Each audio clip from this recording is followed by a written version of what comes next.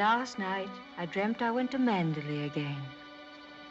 It seemed to me I stood by the iron gate leading to the drive, and for a while I could not enter, for the way was barred to me. Then, like all dreamers, I was possessed of a sudden with supernatural powers and passed like a spirit through the barrier before me. The drive wound away in front of me, twisting and turning as it had always done. But as I advanced, I was aware that a change had come upon it. Nature had come into her own again, and little by little had encroached upon the drive with long, tenacious fingers. On and on wound the poor thread that had once been our drive. And finally, there was Manderley. Manderley, secretive and silent. Time could not mar the perfect symmetry of those walls. Moonlight can play odd tricks upon the fancy, and suddenly it seemed to me that light came from the windows. And then a cloud came upon the moon and hovered an instant like a dark hand before a face. The illusion went with it. I looked upon a desolate shell with no whisper of the past about its staring walls. We can never go back to Manderley again. That much is certain. But sometimes, in my dreams, I do go back to the strange days of my life, which began for me in the south of France.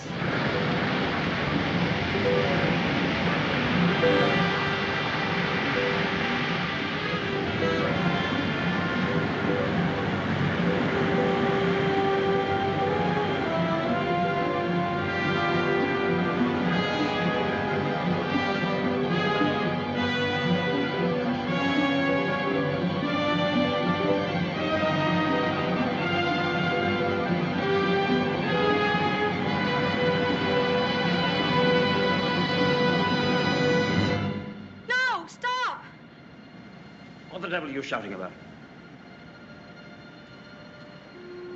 Who are you? What are you staring at? I'm sorry, I didn't mean to stare, but I only thought... Oh, you did it. Well, what are you doing here? I was only walking. Well, get on with your walking. Don't hang about here screaming.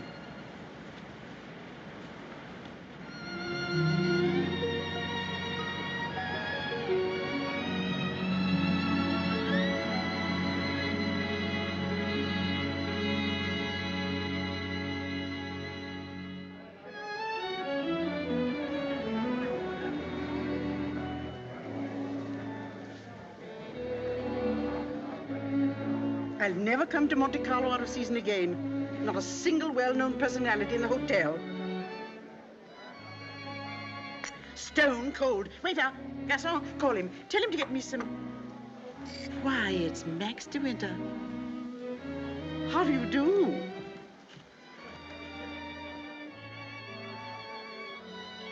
How do you do? I'm Edith Van Hopper. It's so nice to run into you here, just when I was beginning to despair of finding any old friends here in Monte. But do sit down and have some coffee. Mr. de Winter's having some coffee with me. Go and ask the stupid waiter for another cup. I'm afraid I must contradict you. You shall both have coffee with me.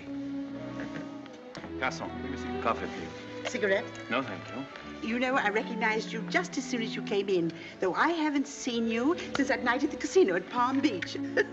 Perhaps you don't remember an old woman like me. Are you playing the tables much here at Monte? No, I'm afraid that sort of thing ceased to amuse me years ago. I can well understand that. As for me, if I had a home like Manderley, I should certainly never come to Monte. I hear it's one of the biggest places in that part of the country, and you just can't beat it for beauty. What do you think of Monte Carlo? Or don't you think of it at all? Oh, well, I think it's rather artificial. She's spoiled, Mr. DeWitt. That's her trouble. Most girls will give their eyes for a chance to see Monte. Wouldn't that rather defeat the purpose? Now that we've found each other again, I hope I shall see something of you. You must come and have a drink in my suite. I hope they've given you a good room. The place is empty, so if you're uncomfortable, mind you make a fuss. Your valet is unpacked for you, I suppose. I'm afraid I don't possess one. Perhaps you'd like to do it for me. Well, I hardly think... perhaps you could make yourself useful to Mr. DeWitt if he wants anything done. You're a capable child in many ways. That's a charming suggestion, but I'm afraid I cling to the old motto. He travels fastest who travels alone. Perhaps you've not heard of it. Good night. What do you make of that? Do you suppose that sudden departure was intended to be funny? Come, don't sit there gawking. Let's go upstairs. Have you got the key? Yes, Mrs. Van Hopper. I remember when I was younger, there was a well-known writer who used to dart down the back way whenever he saw me coming. I suppose he was in love with me and wasn't quite sure of himself. Well, c'est la vie. By the way, my dear, don't think that I mean to be unkind, but you were just a teeny-weeny bit forward with Mr. De Winter. Your effort to enter the conversation quite embarrassed me, and I'm sure it did him. Men loathe that sort of thing. Oh, come, don't sulk. After all, I am responsible for your behavior here. Perhaps he didn't notice it. Poor thing. I suppose he just can't get over his wife's death. They say he simply adored her.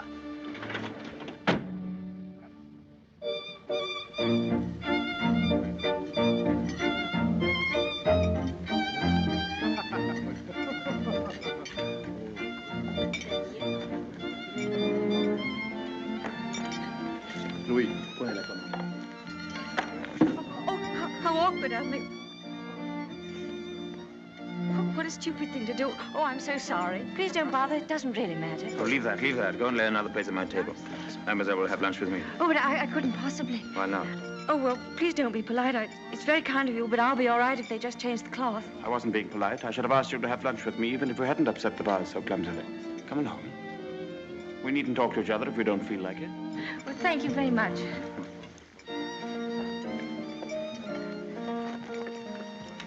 Oh, I'll just have some scrambled eggs. Oui, mademoiselle.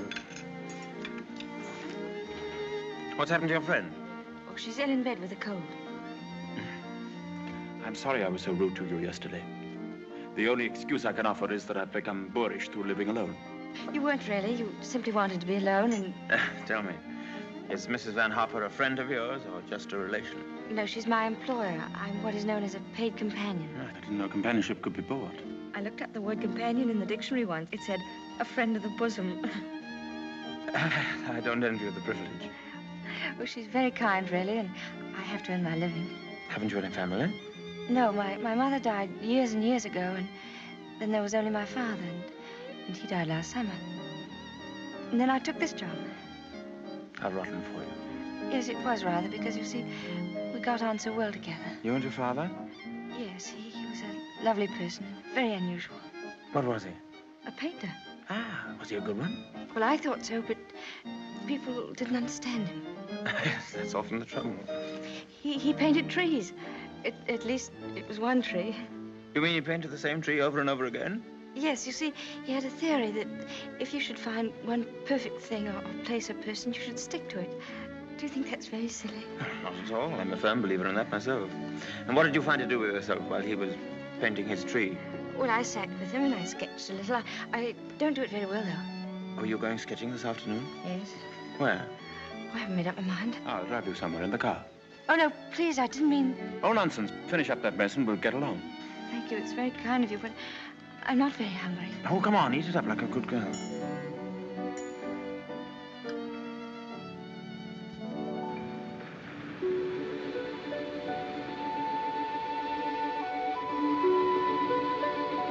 You've taken long enough for that sketch. I shall expect a really fine work of art. Oh, no, don't look at it. It's not nearly good enough. But it can't be as bad as all that. Now, don't rub it all out. Let me see it first. Well, it's the perspective. I never can get it right. Let me see. Oh, dear. Tell me, is it the perspective that gives my nose that curious twist in the middle? Well, you're not a very easy subject to sketch. Your expression keeps changing all the time. Does it? Well, I'd concentrate on the view instead if I were you. Much more worthwhile. Rather reminds me of our coastline at home. Do you know Cornwall at all? Yes, I went there once with my father on holiday. I was in a shop once, and I saw a postcard with a beautiful house on it right by the sea. And I asked whose house it was, and the old lady said, that's Mandalay. I felt ashamed for not knowing. And Mandalay is beautiful. To me, it's just the place where I was born. I've lived in all my life. Now, I don't suppose I shall ever see it again.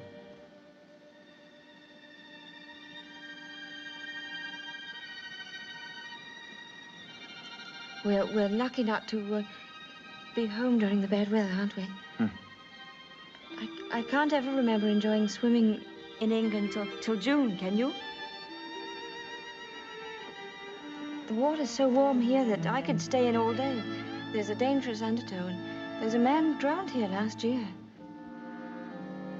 I never have any fear of drowning, have you?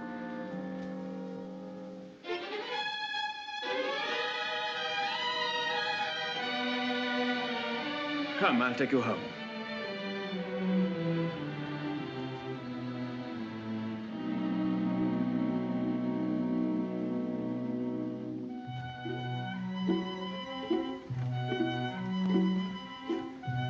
Oh, yes. I know Mr. DeWitt well. I knew his wife, too. Before she married, she was the beautiful Rebecca Hildreth, you know. She was drowned, poor dear, while she was sailing near Mandalay. He never talks about it, of course, but he's a broken man. I suppose I'd better have him. Wretched stuff. Give me a chocolate, quick. Oh, there you are. It's about time. Hurry up. I want to play some rummy.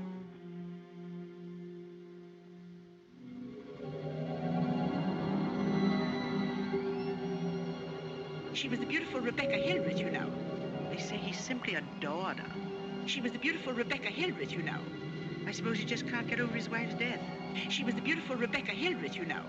But he's a broken man. Bonjour. Well, where are you going? Oh, I thought I'd take a tennis lesson. I see. I suppose you've had a look at the pro, and he's desperately handsome, and you've conceived a schoolgirl crush on him. All right, go ahead, make the most of it. Off duty? Oh, yes, Mrs. Van Hopper's cold's turned into flu, so she's got a trained nurse. I'm sorry for the nurse. You keen on tennis? No, not particularly. That's good. We'll go for a drive.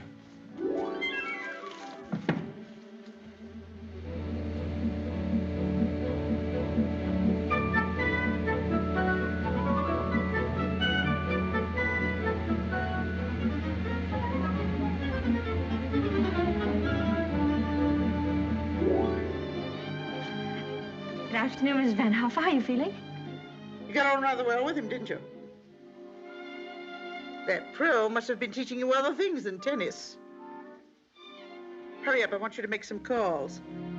Wonder if Mr. DeWitt is still in the hotel.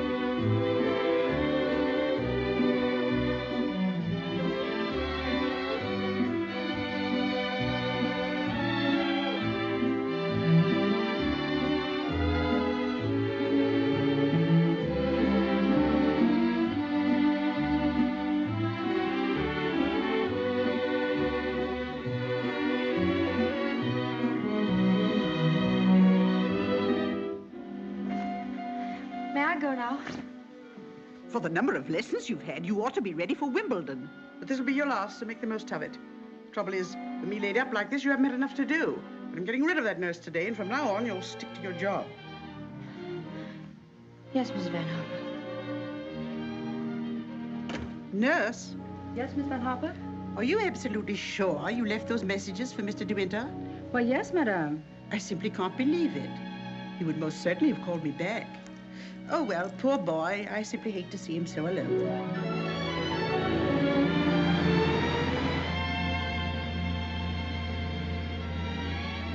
You know, I wish there could be an invention that bottled up the memory like perfume, and it never faded, never got stale. And then whenever I wanted to, I could uncork the bottle and live the memory all over again. And what particular moment in your young life would you want to keep? Oh, all of them. All these last few days. I feel as though I'd collected a whole shelf full of bottles. Sometimes, you know, those little bottles contain demons that have a way of popping out at you just as you're trying most desperately to forget.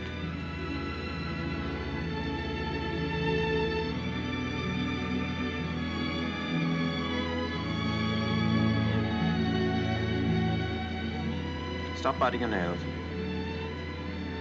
Oh, I wish I were a woman of 36, dressed in black satin with a string of pearls.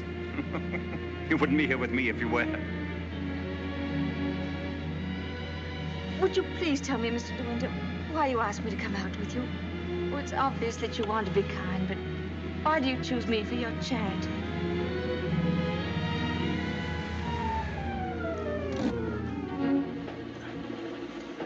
I asked you to come out with me because I wanted your company. You've blotted out the past for me more than all the bright lights of Monte Carlo. But if you think I just asked you out of kindness or charity, you can leave the car now and find your own way home. Go on, open the door and get out.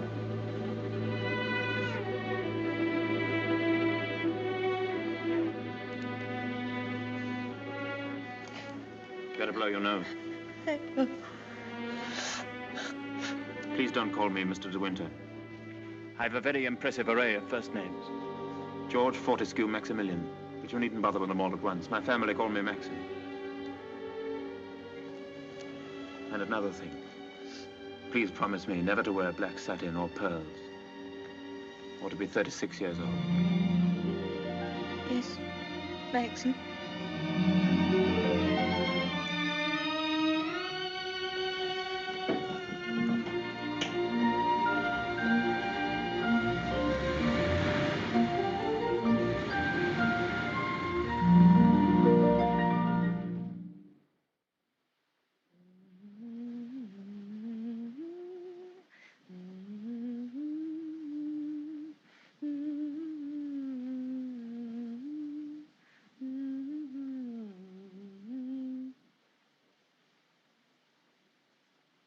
For the love of Pete, come here.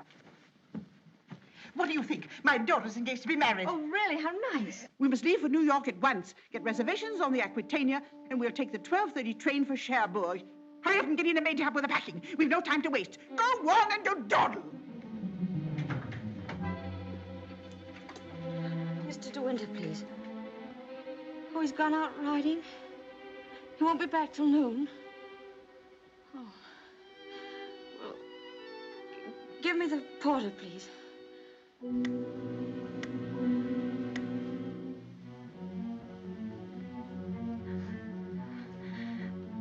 I'll go and see if there's anything left in my room.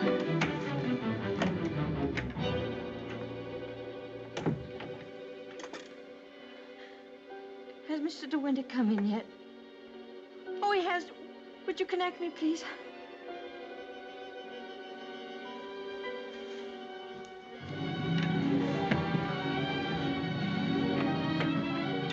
Oh, I was looking for my book. I suppose I've packed it. Well, come on. The car's waiting at the door.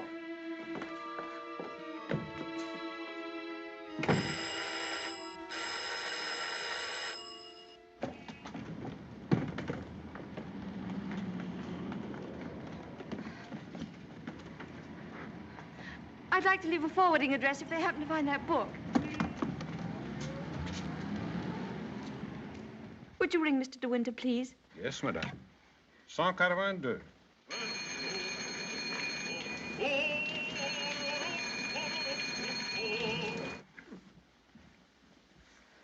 There isn't any answer. Thank you. Tell her to hurry up. Yes, madame. I was looking for Mr. De Winter. Mr. De Winter just ordered breakfast in his room, mademoiselle.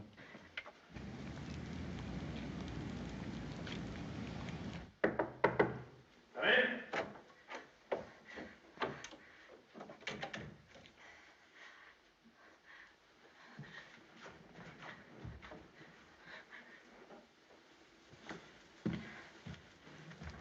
Hello. What are you doing here? Anything the matter? I've come to say goodbye. We're going away. What on earth are you talking about? It's true. We're going now, and I was afraid I wouldn't see you again.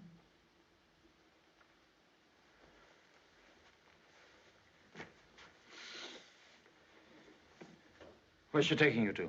New York. I don't want to go. I shall hate it. I shall be miserable.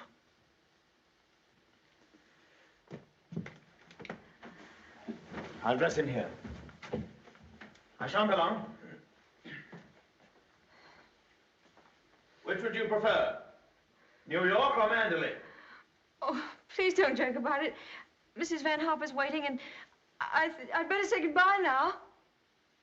I repeat what I said. Either you go to America with Mrs. Van Hopper, or you come home to Mandalay with me. You mean you want a secretary or something? I'm asking you to marry me, you little fool.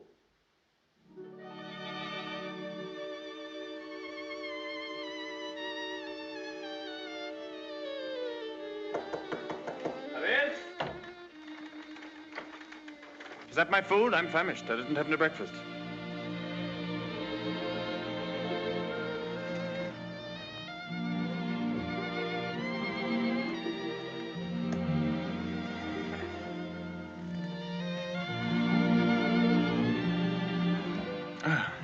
My suggestion didn't seem to go at all well. Sorry. Oh, but you don't understand. It's that well, I'm not the sort of person men marry. What on earth do you mean? I don't belong in your sort of world, for one thing. Well, what is my sort of world? Oh, well, Mandolin, you know what I mean. Well, I'm the best judge of whether you belong there or not. Of course, if you don't love me, that's a different thing. Fine blow to my conceit, that's all. Oh, I do love you. I love you most dreadfully. I've been crying all morning because I thought I'd never see you again.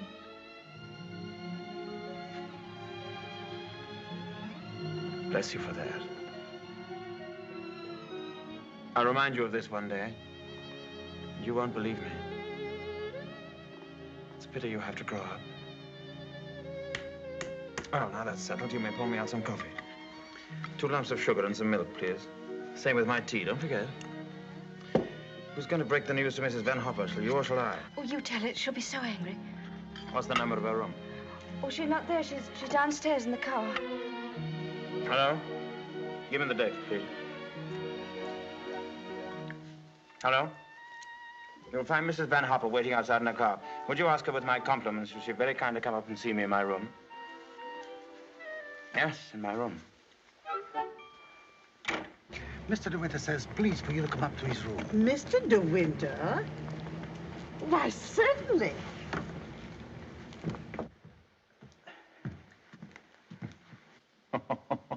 This isn't at all your idea of a proposal, is it? It should be in a conservatory. You in a white frock with a red rose in your hand, and a violin playing in the distance, and I should be making violent love to you behind a palm tree. Poor darling. Never mind. Oh, I don't mind. Don't worry, don't worry. You won't have to say a word. I'm so glad you called me, Mr. De Winter. I was making a hasty departure. It was so rude of me not to let you know. But a cable came this morning announcing that my daughter is engaged to be married. That's rather a coincidence, Mrs. Van Hopper. I asked you up here in order to tell you of my engagement. You don't mean it? Oh, how perfectly wonderful. How romantic. Who is the lucky lady?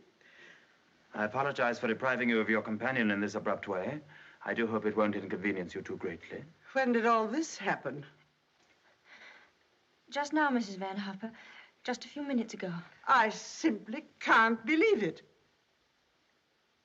And I suppose I ought to scold you for not having breathed a word of all of this to me. What am I thinking of? I shall give you both my congratulations and my blessings. I'm very happy for you both. When and where is the wedding to be? Here, as soon as possible. A whirlwind romance. Splendid. I could easily postpone my sailing for a week. This poor child has no mother, so I shall take responsibility for all the arrangements. Trousseau, reception, and everything, and I'll give the bride away. My luggage. Go down and tell the porter to take everything out of the car. Just a minute. We're most grateful, Mrs. Van Hopper, but I think we'd both prefer to have it all as quiet as possible. And I couldn't possibly allow you to change your sailing plans. Oh, but... No. Dear, I'll go down and see that your luggage is brought back. Thank you, Max. So this is what's been happening during my illness. Tennis lessons, my foot. I suppose I have to hand it to you for a fast worker. How did you manage it? Still waters certainly run deep. Tell me, have you been doing anything you shouldn't? I don't know what you mean. Oh, well, never mind. I always did say that Englishmen have strange tastes. But you certainly have your work cut out as mistress of Mandalay. To be perfectly frank with you, my dear, I can't see you doing it. You haven't the experience. You haven't the faintest idea of what it means to be a great lady. Of course, you know why he's marrying you, don't you? You haven't flattered yourself that he's in love with you. Fact is, that empty house got on his nerves to such an extent, he nearly went off his head. He just couldn't go on living alone. You better leave, Mrs. Van Hopper. You'll miss your train.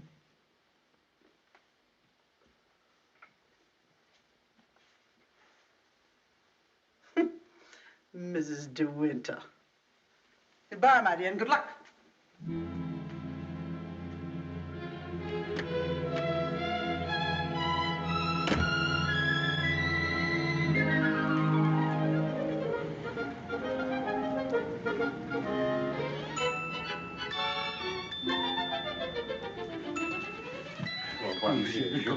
Merci.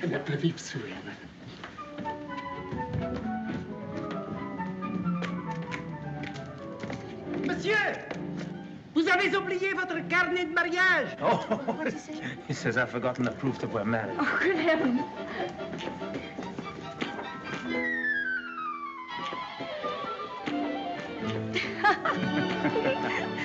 Ah, somebody else had the same idea.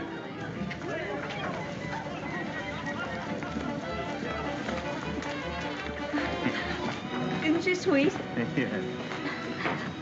You'd have liked a bridal veil, wouldn't you? Or at least... Madame, combien ça fait? Ah, tu le tout. Je vous remercie. Yes. Yes. Oh, Max, you're lovely. Oh, how perfectly lovely. Oh, perfectly lovely.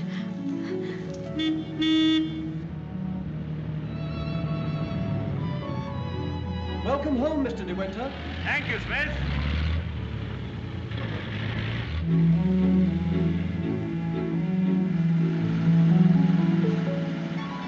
Cold, darling? Yes, just a little bit. There's no need to be frightened, you know. Just be yourself and they'll all adore you.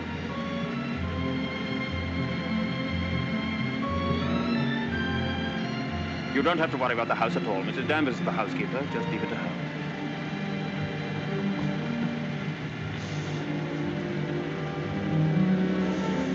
Hello. Starting to rain. Better hurry up. Here, have this. Put it over your head. Thank you.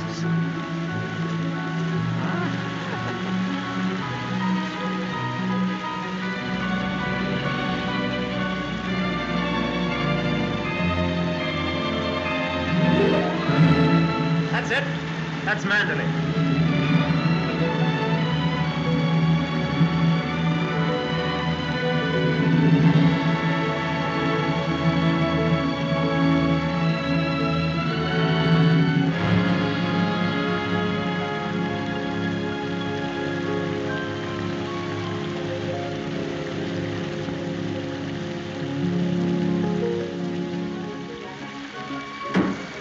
Here we are, Fritz. Everybody well? Yes, thank you, sir. We're glad to see you home, sir. This is Mrs. De Winter, Fritz. How do you do?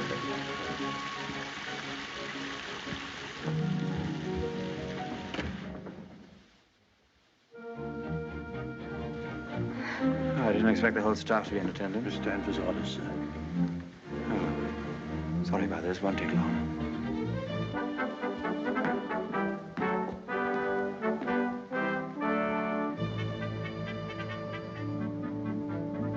This is Mrs. Danvers. How do you do? How do you do? I have everything in readiness for you. That's very good of you. I didn't expect anything.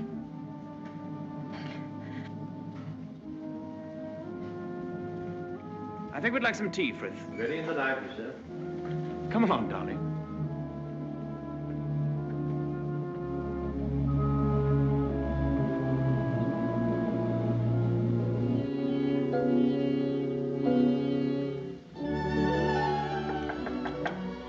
Oh, Maxim, come in. Oh, good evening, Mrs. Danvers. Good evening, madam.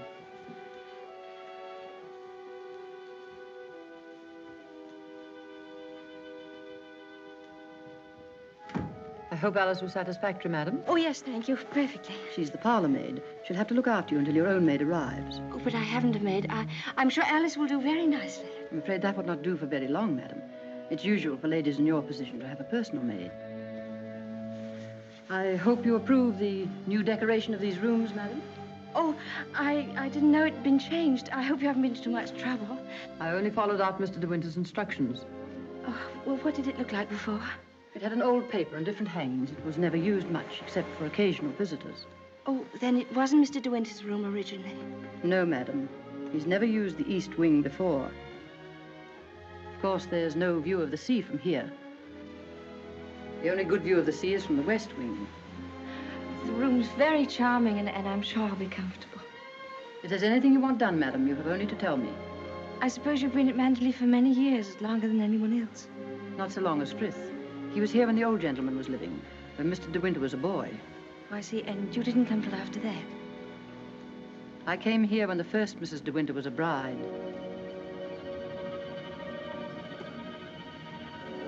Mrs. Danvers, I do hope we'll be friends.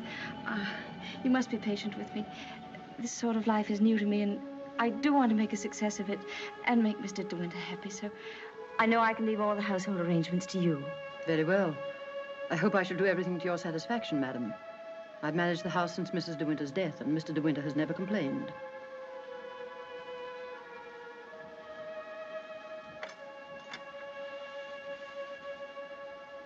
I think I'll go downstairs now.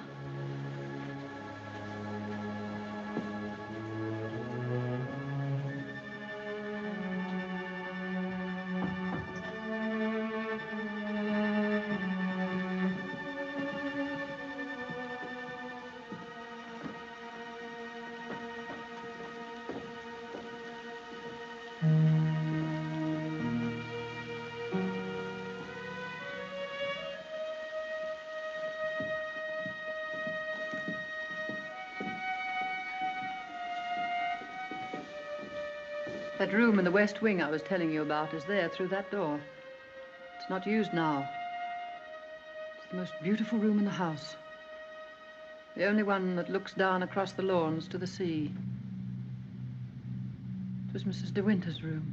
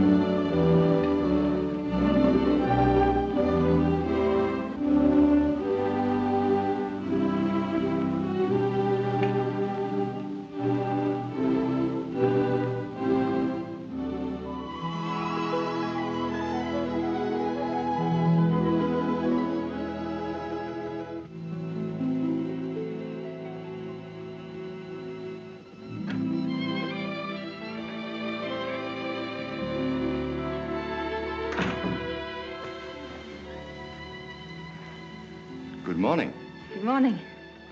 You're Mrs. De Winter, aren't you? Yes. My name's Crawley. I manage the estate for Maxim. Awfully glad to meet you. There's a fearful lot of stuff piled up while Maxim was away. Yes, I'm sure there must have been. I do wish I could help with some of it. Oh, no. Frank never allows anybody to help him. He's like an old mother hen with his bills and rents and taxes. Come on, Frank, we must go over these estimates. I'll get my papers. You'll find quantities of breakfast over there, but you must eat it all or cook will be mortally offended. Well, I'll do my best, Maxim. I have to go over the place with Frank just to make sure that he hasn't lost any of it. You'll be all right, won't you? Mm-hmm. Getting acquainted with your new home. Have a look at the Times. There's a thrilling article on what's the matter with English cricket. Oh, yes. My sister Beatrice and her husband, Giles Lacey, have invited themselves over for lunch. Today? Yes. I suppose the old girl can't wait to look you over. You'll find her very direct. If she doesn't like you, she'll probably tell you so to your face. Don't worry, darling. I'll be back in time to protect you from her. Goodbye, darling. Goodbye, Maxim. Goodbye. Goodbye.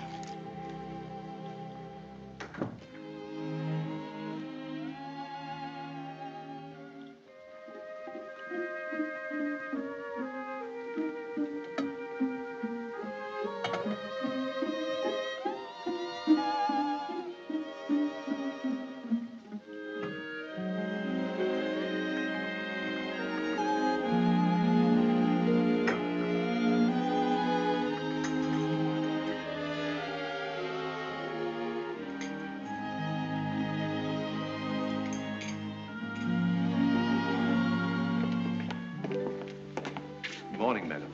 Good morning, Frith.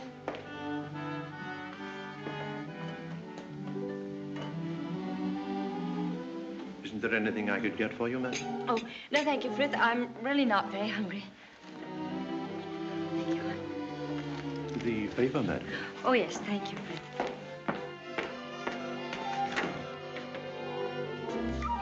Madam. I slipped. Oh, thank you, Frith.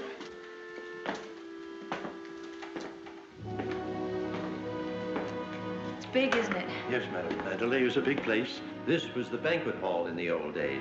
It is still used on great occasions, such as a big dinner or a ball. And the public is admitted here, you know, once a week. That's nice.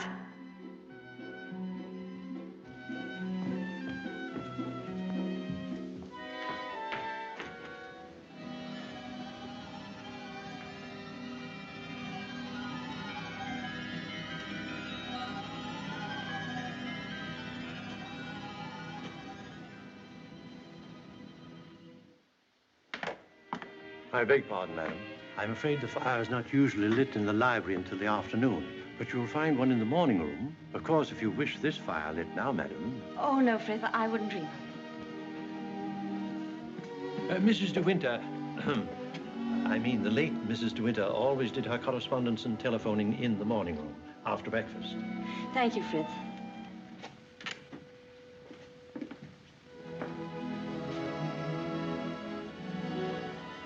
Is anything wrong, madam? Oh, no. Which way is the morning room? Oh, it's that door there, on the left. Oh, yes, thank you.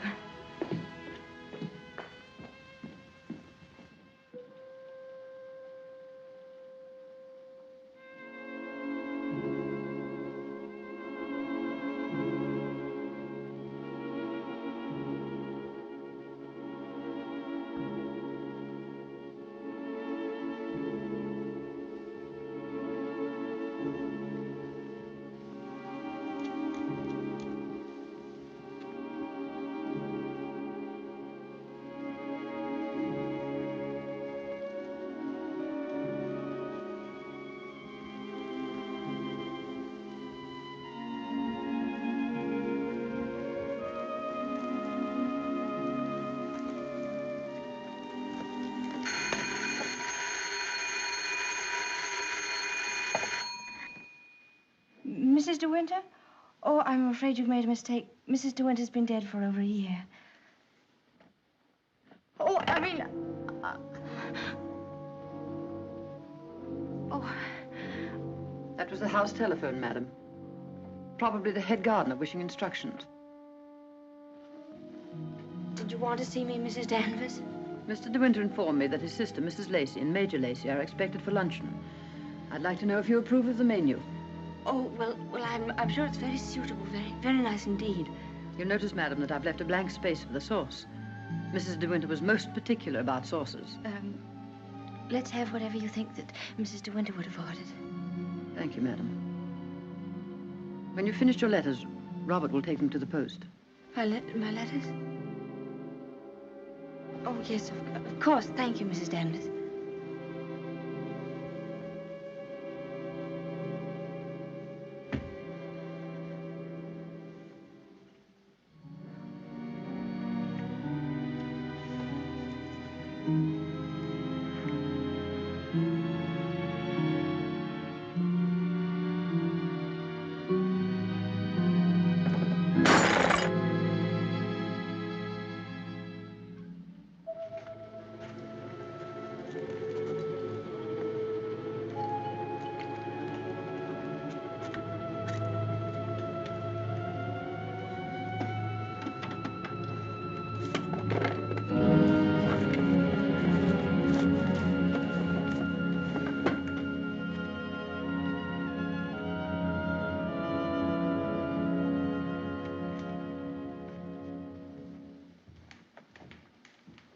How are you, Frith? Good morning, Mrs. Lacey. Where's Mr. De Winter? I believe he went down to the farm with Mr. Crawley. How tiresome of him not to be here when we arrive, and how typical.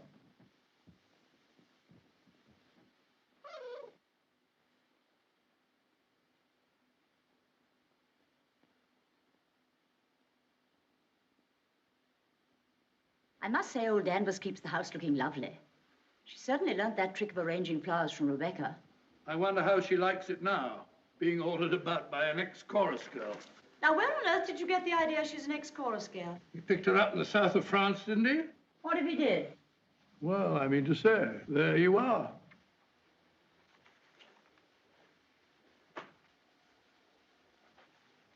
How do you do? I'm Maxim's wife. How do you do? Well, I must say you're quite different from what I expected. Oh, but Cecilia, she's exactly what I told you she'd be. Well, how do you like Mandela? Very beautiful, isn't it? And how do you get along with Mrs. Danvers? Well, I've never met anyone quite like her before. You mean she scares you? She's not exactly an oil painting, is she? Giles, you're very much in the way here. Go somewhere else. Well, I'll try and find Maxim, shall I? Giles? I didn't mean to say anything against Mrs. Danvers. Oh, there's no need for you to be frightened of her. But I shouldn't have any more to do with her than you can help. Shall we sit down? Oh, yes, please. You see, she's bound to be insanely jealous at first. And she must resent you bitterly. Why should she? Don't you know? I should have thought Maxim would have told you. She simply adored Rebecca.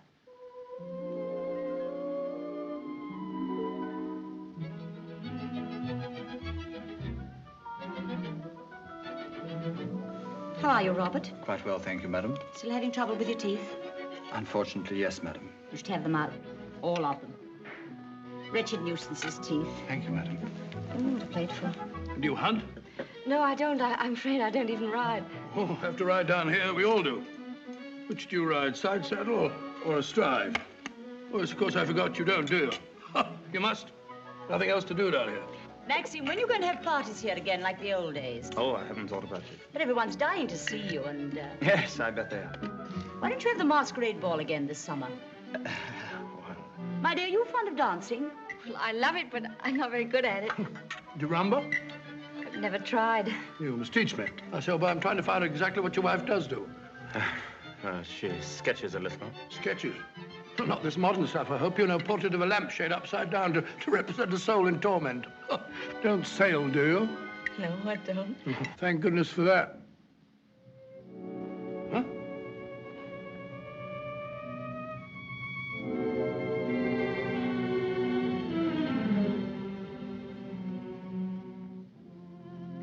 You're very much in love with Maxim, aren't you? Yes, I can see you are. Don't mind my saying so, but why don't you do something about your hair? Why don't you have it cut or sweep it back behind your ears? Oh, no, that's worse. What does Maxim say about it? Does he like it like that? Well, he never mentions it. Oh, well, don't go by me. I can see by the way you dress you don't care a hoot how you look. But I wonder Maxim hasn't been at you. He's so particular about clothes. I don't think he ever notices what I wear. Oh, well, he must have changed a lot then. You mustn't worry about old Maxim and his moves. One never knows what goes on in that quiet mind of his. Often he gets into a terrible rage. And when he does... But I don't suppose he'll lose his temper with you. You seem such a placid little thing. Come on, old girl. We've got to go on the first tee at 3 o'clock. All right, I'm coming. Well, goodbye, Maxim, old boy. Goodbye, Giles. Thanks for coming, old boy. Goodbye, my dear.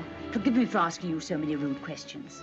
We both really hope you'll be very happy. Thank you, Beatrice. Thank you very much. And I must congratulate you upon the way Maxim looks. We were very worried about him this time last year. But then, of course, you know the whole story. Goodbye, Beatrice, darling. Goodbye, boy. Yes, there is.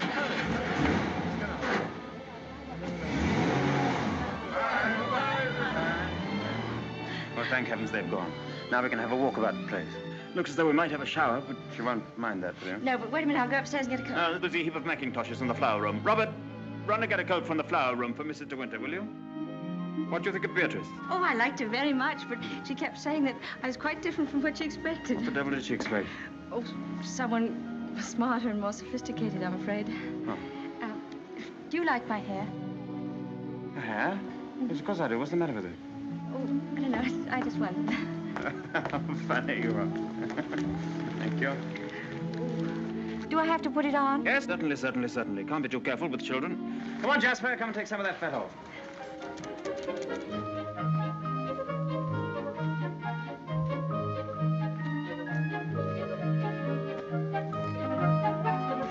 Jasper!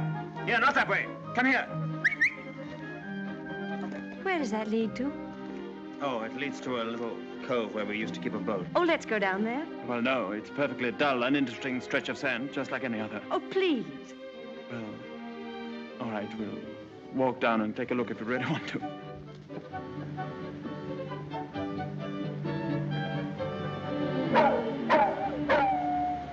That's Jasper. There must be something wrong. Perhaps he's hurt himself. No, he's all right. Leave him alone. Don't you think I'd better go and see? Don't bother about him, I tell you. He can't come to any harm. He'll find his own way back.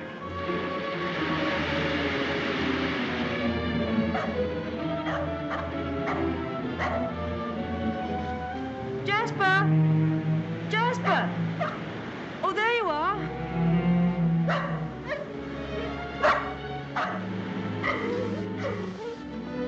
What do you want in there, Jasper? Come on. Come on home. Let's go home. Jasper.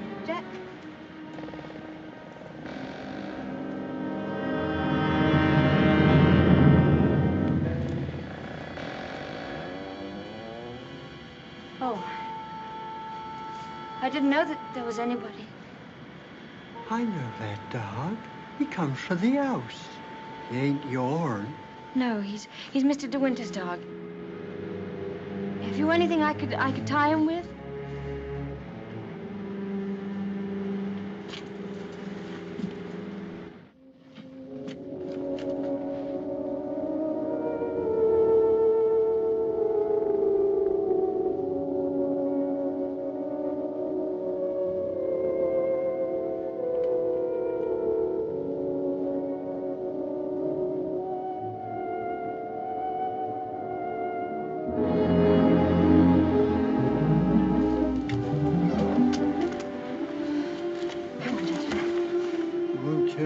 You saw me in there, will you? Don't you belong on the estate? I wasn't doing nothing. I was just putting my shells away. She's gone in the sea, ain't she? She'll never come back no more. No, she'll never come back. Come on, Jasper.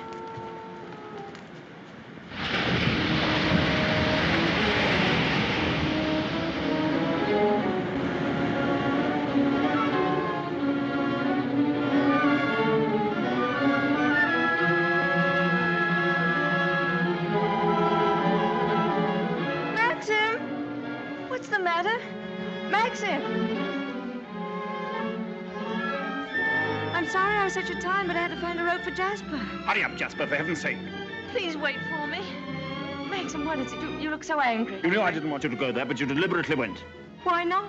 There was only a cottage down there and a strange man who was... You didn't go into the cottage, did you? Yes, the door... Well, don't go there again, do you hear? Why not? Because I hate the place, and if you had my memories, you wouldn't go there or talk about it or even think about it. What's the matter? Oh, I'm sorry, please. We should have stayed away. We should never have come back to Mandalay. Oh, what a fool I was. I made you unhappy. Somehow I've hurt you. Oh, I can't bear to see you like this. Because I love you so much. Do you? Do you? Ah, I've made you cry. Forgive me. I sometimes seem to fly off the handle for no reason at all. Don't I? Come. We'll go home and have some tea and forget all about it. Yes, let's forget all about it. Here, let me have Jasper.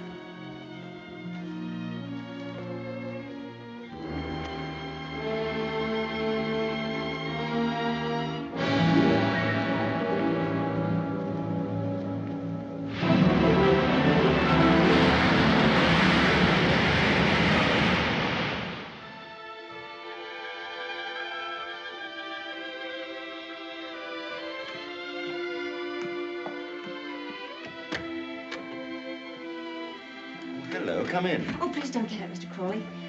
I was just wondering if you meant what you said the other day about showing me the run of things. Of course I did. What are you doing now? Notifying all the tenants in the celebration of Maxim's return with his bride, this week's rent will be free. Oh, was that Maxim's idea? Oh, yes. All the servants get an extra week's wages, too. Oh, he didn't tell me. Oh, can't I help you? I could at least lick the stamps. Well, it's terribly nice of you. Won't you sit down? Oh, yes, thank you.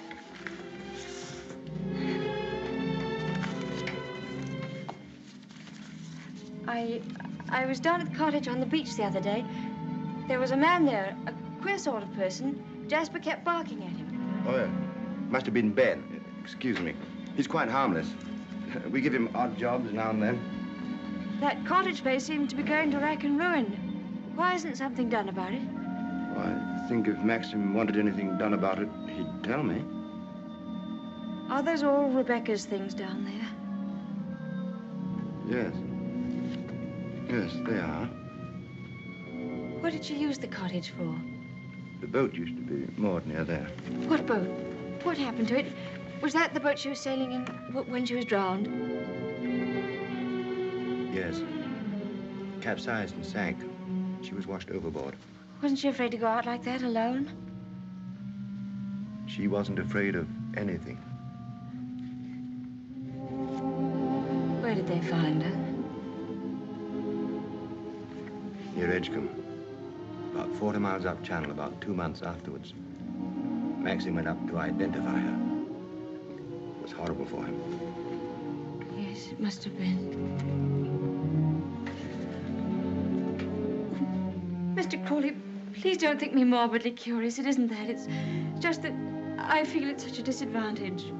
All the time, whenever I meet anyone, Maxim's sister or even the servants, I know they're all thinking the same thing. They're all comparing me with her, with Rebecca. Oh, you mustn't think that. I can't tell you how glad I am that you married Maxim. It's going to make all the difference to his life. And from my point of view, it's very refreshing to find someone like yourself who's not entirely in tune, shall we say, with Manderley. That's very sweet of you.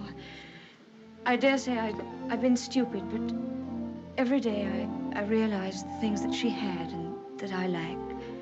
Beauty and wit and intelligence and all the things that are so important in a woman. Oh, you have qualities that are just as important. More important, if I may say so.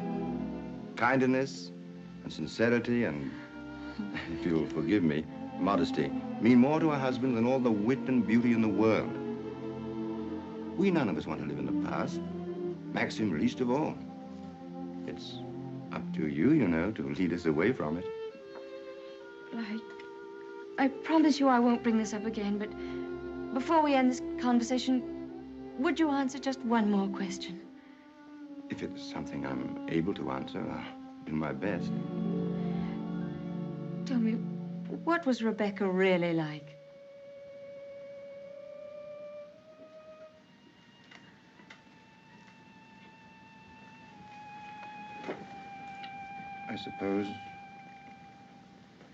I suppose she was the most beautiful creature I ever saw.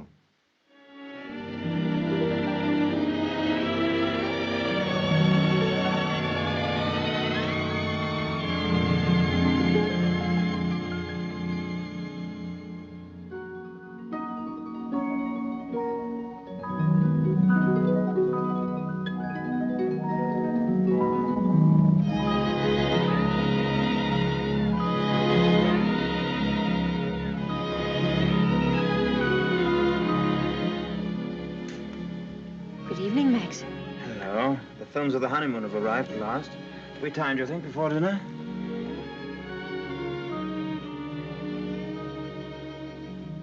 What on earth have you done to yourself? Oh, nothing. I just ordered a new dress from London. I hope you don't mind. Oh, no. Well, do you think there's something's right for you? Doesn't seem your type at all. Oh, I thought you'd like it. And what have you done to your hair? Oh, I see. Oh, dear, oh, dear, oh, dear. I'm sorry. You look lovely, lovely. And it's very nice for a change. Shall we see these pictures? Yes, I'd love to see them.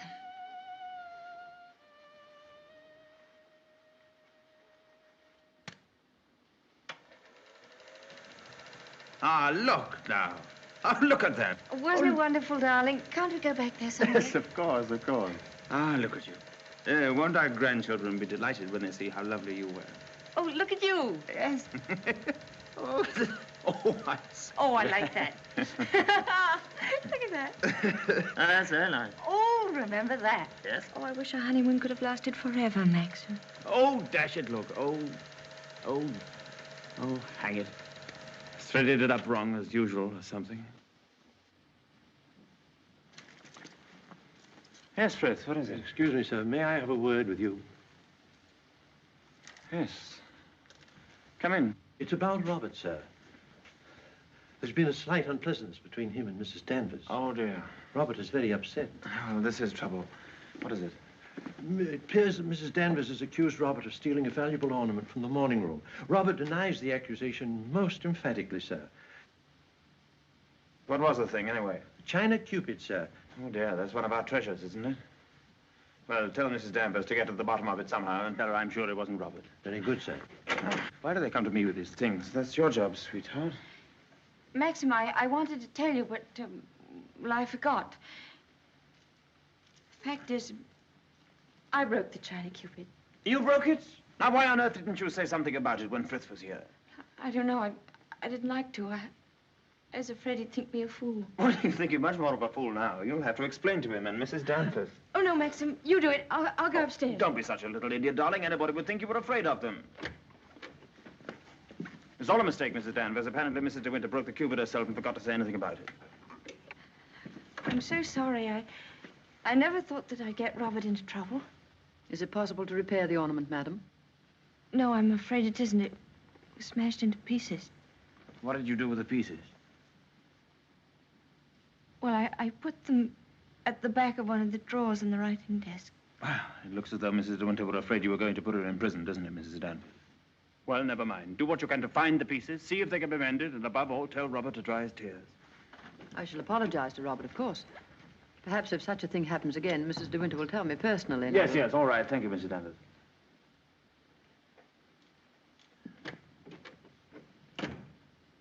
Well, I suppose that clip will hold all right. I don't know.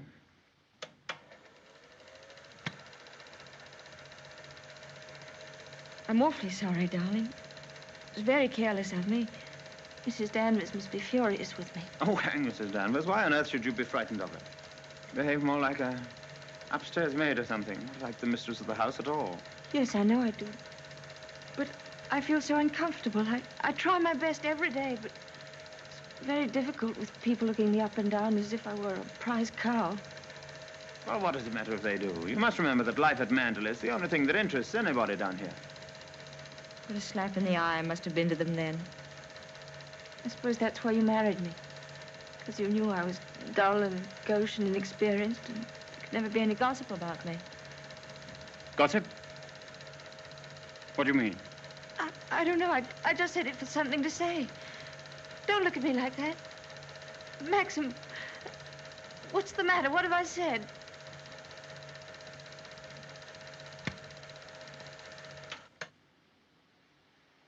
Wasn't a very attractive thing to say, was it? No. It was rude, hateful.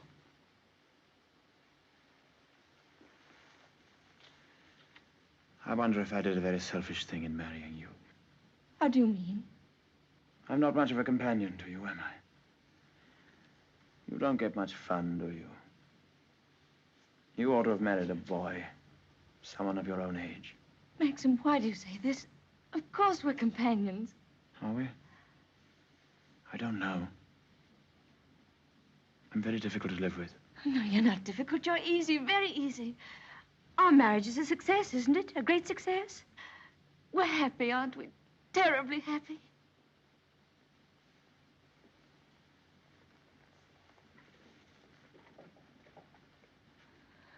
If you don't think we are happy, it would be much better if you didn't pretend. I'll go away. Why don't you answer me? How can I answer you when I don't know the answer myself? If you say we're happy, let's leave it at that. Happiness is something I know nothing about.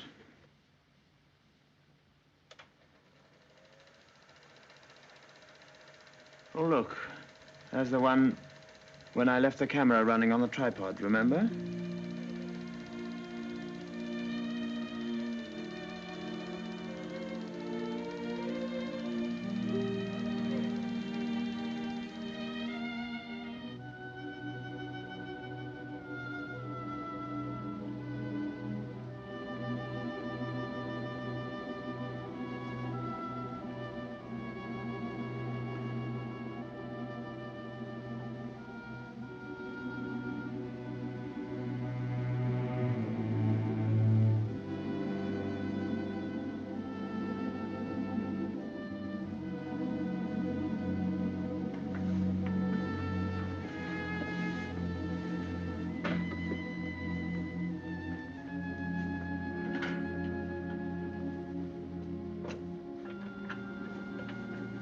Pardon me, madam. Is there anything I can do for you?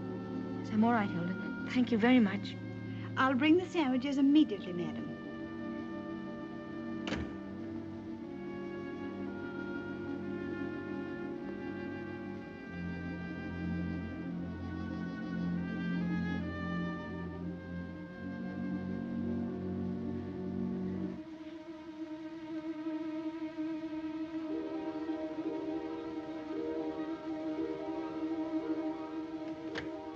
Hilda? Yes, madam? The West Wing. Nobody ever uses it anymore, do they? No, madam. Not since the death of Mrs. De Winter.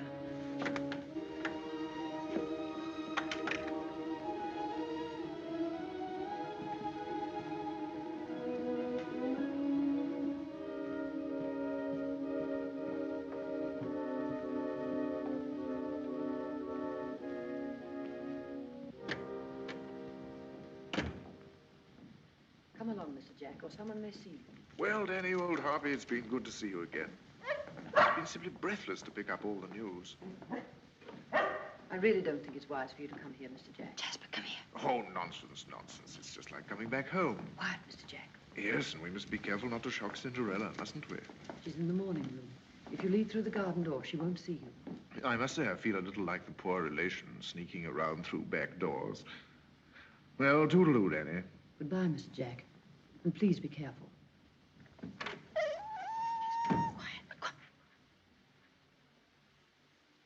Looking for me? Oh, I didn't make you jump, did I? No, of course not. I didn't quite know who it was. Yes. You're pleased to see me, aren't you, old boy? I'm glad there's someone in the family to welcome me back to Manderley. And, how is dear old Max? Very well, thank you. I hear he went up to London, left his little bride all alone. It's too bad. Isn't he rather afraid that somebody might come down and carry you off? Danny, all your precautions were in vain. The mistress of the house was hiding behind the door.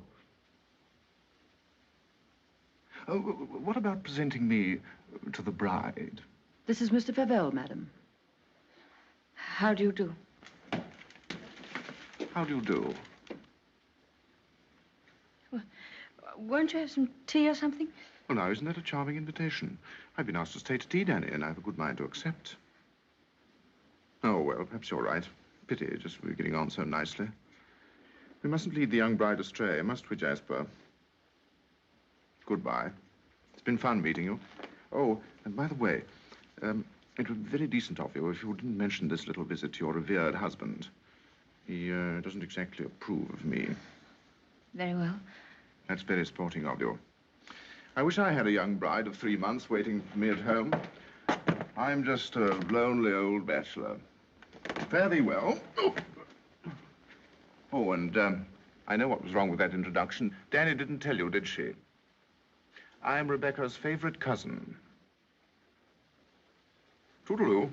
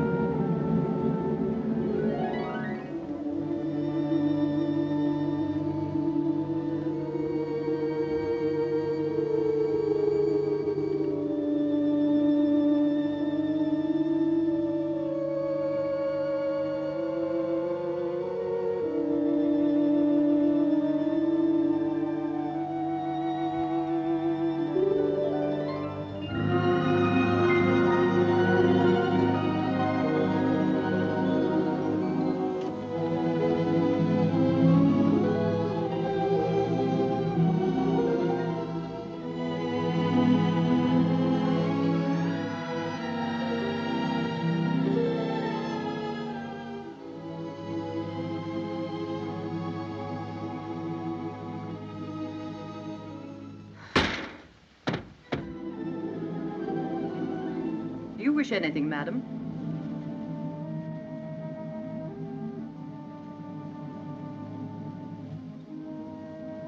I didn't expect to see you, Mrs. Danvers. I noticed that the window wasn't closed, and I came up to see if I could fasten it. Why did you say that? I closed it before I left the room. You opened it yourself, didn't you? You've always wanted to see this room, haven't you, madam? Why did you never ask me to show it to you? I was ready to show it to you every day.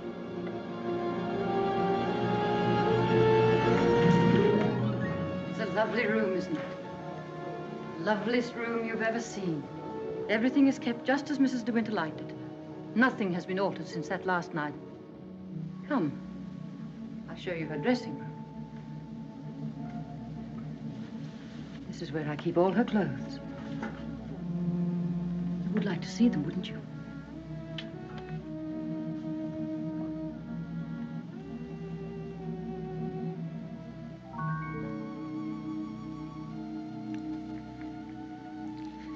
Feel this. It was a Christmas present from Mr. De Winter. He was always giving her expensive gifts the whole year round. I keep her underwear on this side. They were made specially for her by the nuns in the convent of St. Clair. I always used to wait up for her, no matter how late. Sometimes she and Mr. De Winter didn't come home until dawn. While she was undressing, she'd tell me about the party she'd been to. She knew everyone that mattered. Everyone loved her. When she'd finished her bath, she'd go into the bedroom and go over to the dressing table.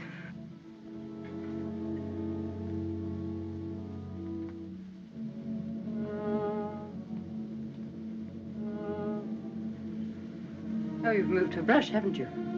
There, that's better. Just as she always laid it down. Come on, Danny. Hair drill, she would say. I'd stand behind her like this and brush away for 20 minutes at a time. And then she would say, "Good night, Danny," and step into her bed.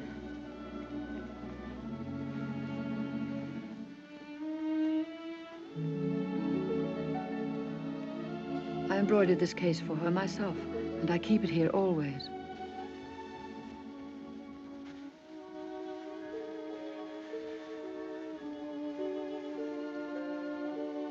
Did you ever see anything so delicate?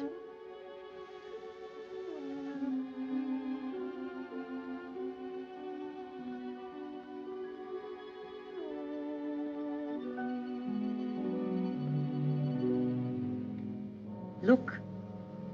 You can see my hand through it.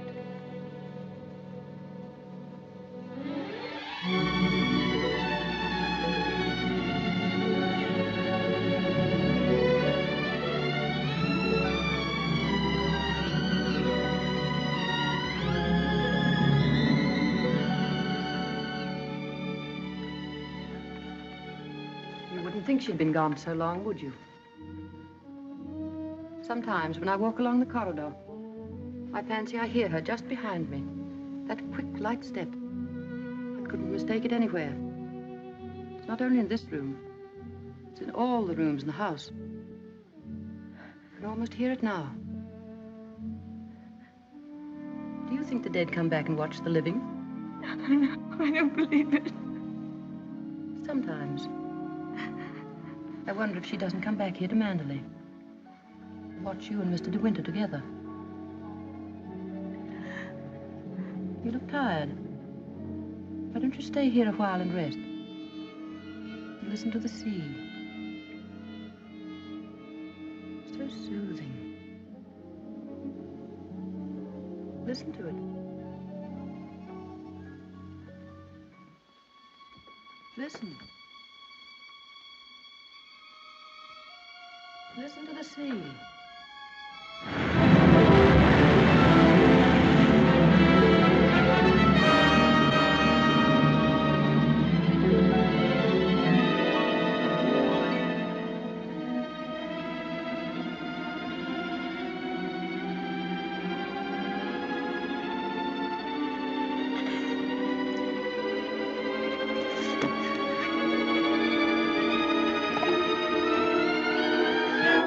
Mrs. Danvers, I wish to see her immediately.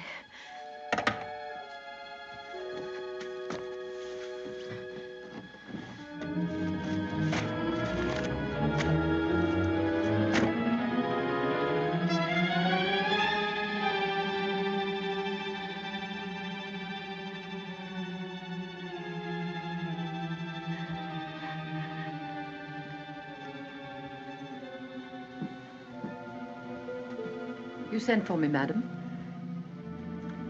Yes, Mrs. Danvers. I want you to get rid of all these things. But these are Mrs. De Winter's things. I am Mrs. De Winter now. Very well, I'll give the instructions. Just a moment, please. Mrs. Danvers, I intend to say nothing to Mr. De Winter about Mr. Favel's visit. In fact, I prefer to forget everything that happened this afternoon.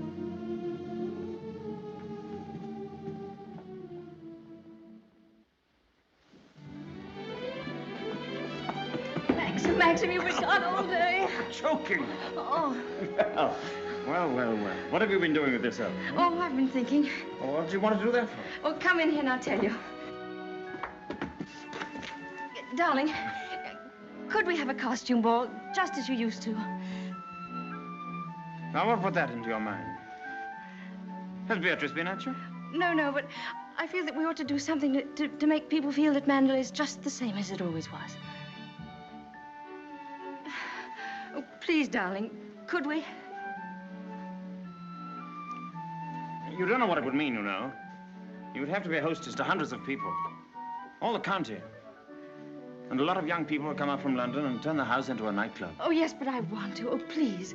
I've never been to a large party, but I could learn what to do, and I promise you, you wouldn't be ashamed of me.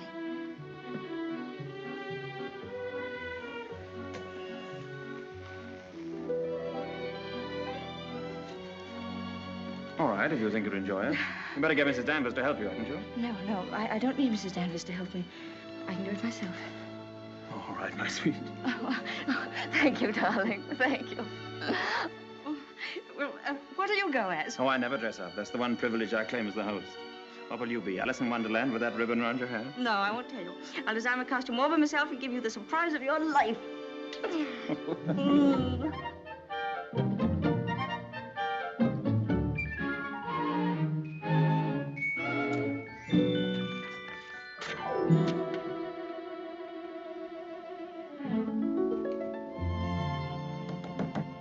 Come in.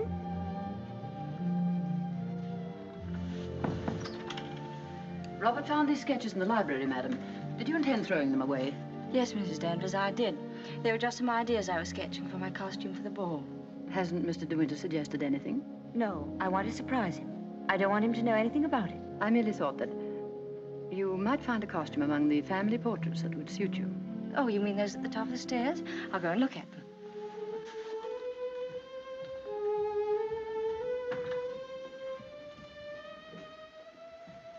This one, for instance. It might have been designed for you. I'm sure you could have it copied. I've heard Mr. De Winter say that this is his favorite of all the paintings. It's Lady Caroline De Winter, one of his ancestors. Oh, well, that's a splendid idea, Mrs. Danvers. I'm very grateful.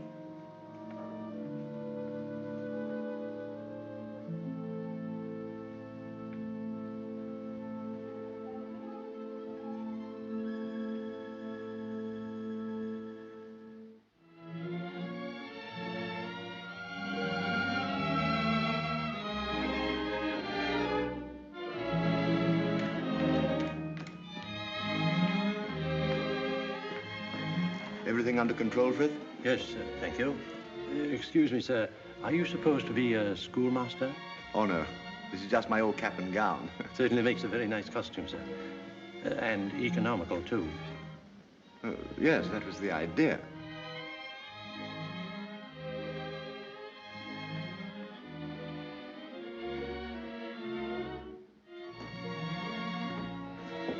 Evening, Robert. Not very good weather for the ball. No, sir. Very misty on the way, and very chilly. Oh, this wig's so tight they ought to have sent an aspirin with it. Hello. Oh. What's the idea, Adam and Eve? Oh, Maxim, don't be disgusting. Strong man, old man. Oh. Where's my weight thing? What thing? You haven't left it in the car, have you? Oh. Oh, there it is. You were the first one down? Yes. Where's the child? Well, she's keeping her costume a terrific secret. Wouldn't even let me into her room. Oh, lovely. I'll go up and give her a hand. I could do with a drink. Won't you catch cold in that thing? Don't be silly. Pure wool, old boy. Pardon me, sir. You forgot this.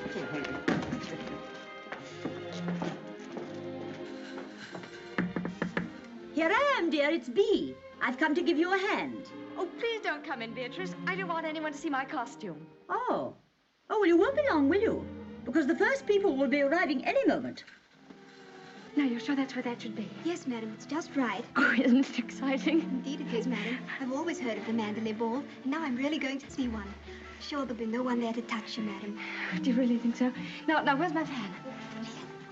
Now, you're sure I look all right? You look ever so beautiful. Well, here goes.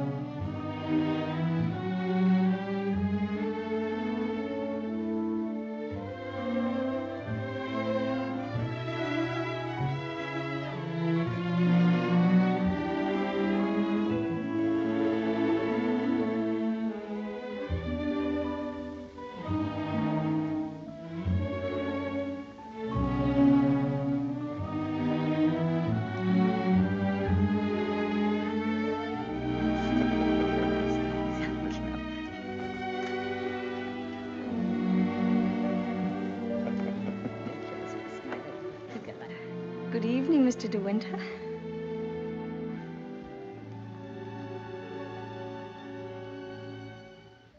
What the devil do you think you're doing?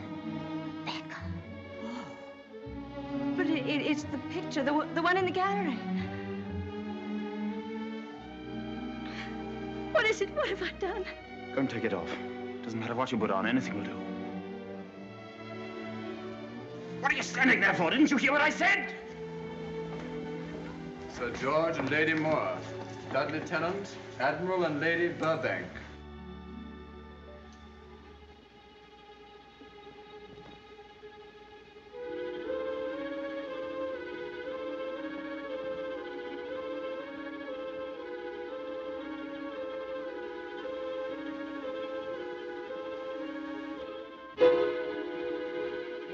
I watched you go down, just as I watched her a year ago. Even in the same dress, you couldn't compare. You knew it. You knew that she wore it, and yet you deliberately suggested I wear it. Why do you hate me? What have I done to you that you should ever hate me so? You tried to take her place. You let him marry you. I've seen his face, his eyes. They're the same as those first weeks after she died. I used to listen to him, walking up and down, all night long, night after night, thinking of her, suffering torture because he'd lost her. I don't want to know. I don't want to know. You thought you could be Mrs. De Winter, live in her house, walk in her steps, take the things that were hers, but she's too strong for you. You can't fight her. No one ever got the better of her, never, never. She was beaten in the end, but it wasn't a man, it wasn't a woman. It was the sea. Oh, stop it, oh, stop it.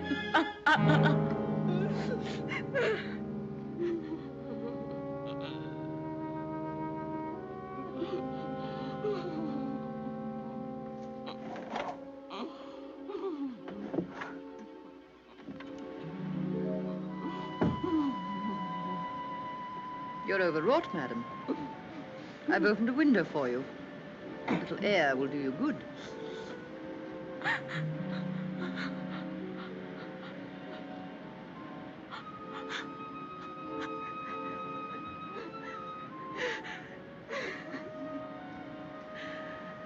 Why don't you go? Why don't you leave Mandalay? He doesn't need you.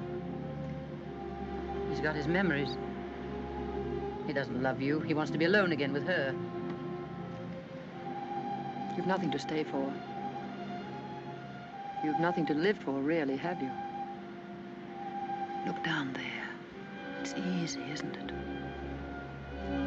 Why don't you? Why don't you?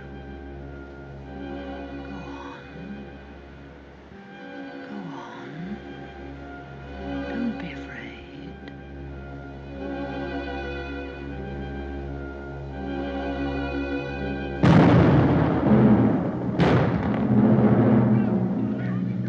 Shipwreck!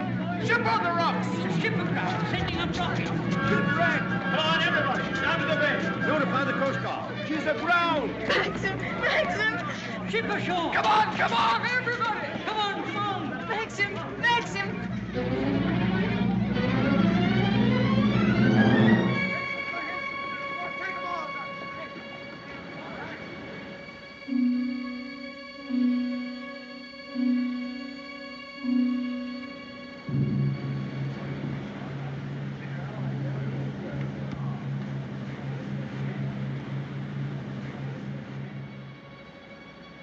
Oh!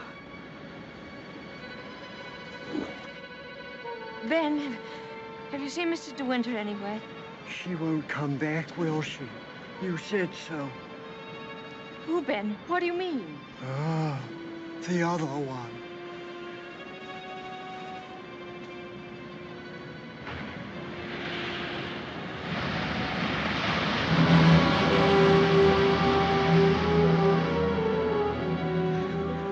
Frank, have you seen Maxim anywhere? Not since about half an hour ago. I thought he'd gone up to the house. No, he hasn't been in the house at all, and I'm afraid something might have happened to him.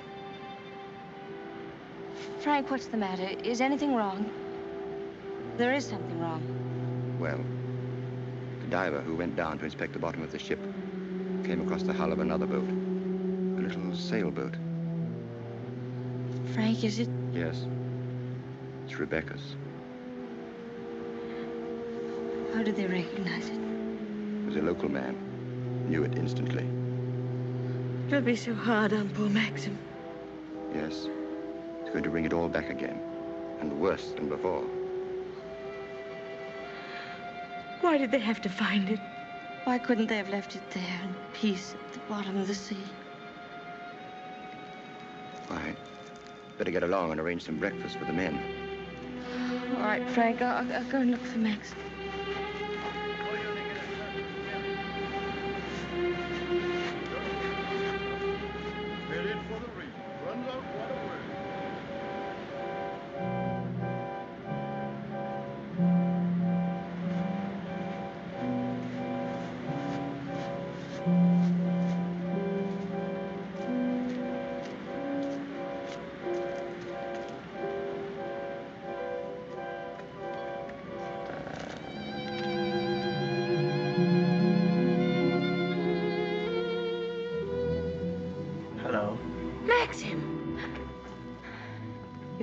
Sleep. Have you forgiven me? Forgiven you? What have I got to forgive you for? For last night, my stupidity about the costume. Oh, that. I'd forgotten. I was angry with you, wasn't I? Hmm. Maxim, can't we start all over again? I don't ask that you should love me. I won't ask impossible things. I'll be your friend, your companion. I'll be happy with that.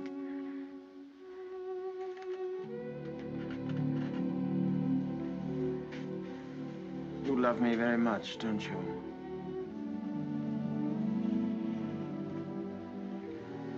But it's too late, my darling. We've lost our little chance of happiness. No, Maxim, no. Yes. It's all over now. The thing's happened. The thing I've dreaded day after day. Night after night. Maxim, what are you trying to tell me? Rebecca has won. Her shadow has been between us all the time, keeping us from one another. She knew that this would happen.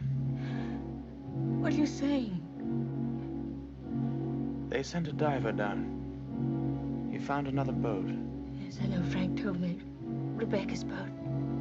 Oh, it's terrible for you. I'm so sorry. The diver made another discovery. He broke one of the ports and looked into the cabin. There was a body in there. She wasn't alone. There was someone sailing with her, and you have to find out who it was. That's it, isn't it, Maxim? You don't understand. There was no one with her. It's Rebecca's body lying there on the cabin floor. The woman that was washed up at Edgecombe. The woman that is now buried in the family crypt. That was not Rebecca. That was the body of some unknown woman. Unclaimed, belonging nowhere. I identified it, but I knew it wasn't Rebecca. It was all a lie.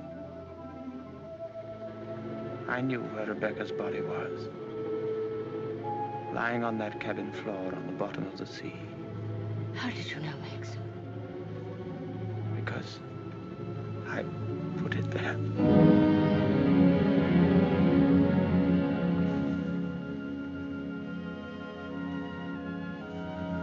Will you look into my eyes and tell me that you love me now?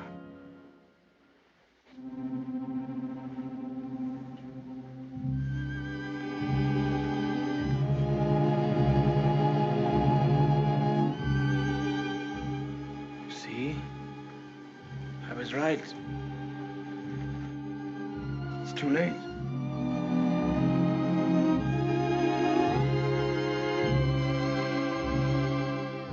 No, it's not too late. You're not to say that. I love you more than anything in the world.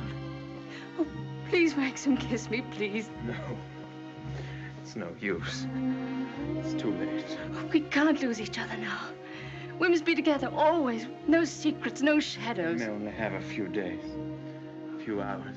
Maxim, why didn't you tell me before? Yeah, you did sometimes, but you never seemed close enough. How could we be close when I knew you were always thinking of Rebecca? How could I even ask you to love me when I knew you loved Rebecca still? What are you talking about? What do you mean?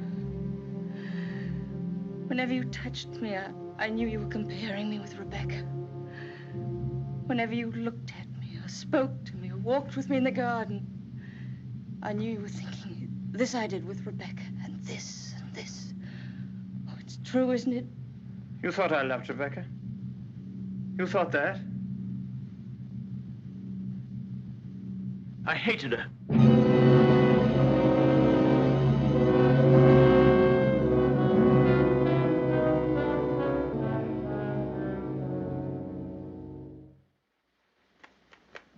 Oh, I was carried away by her.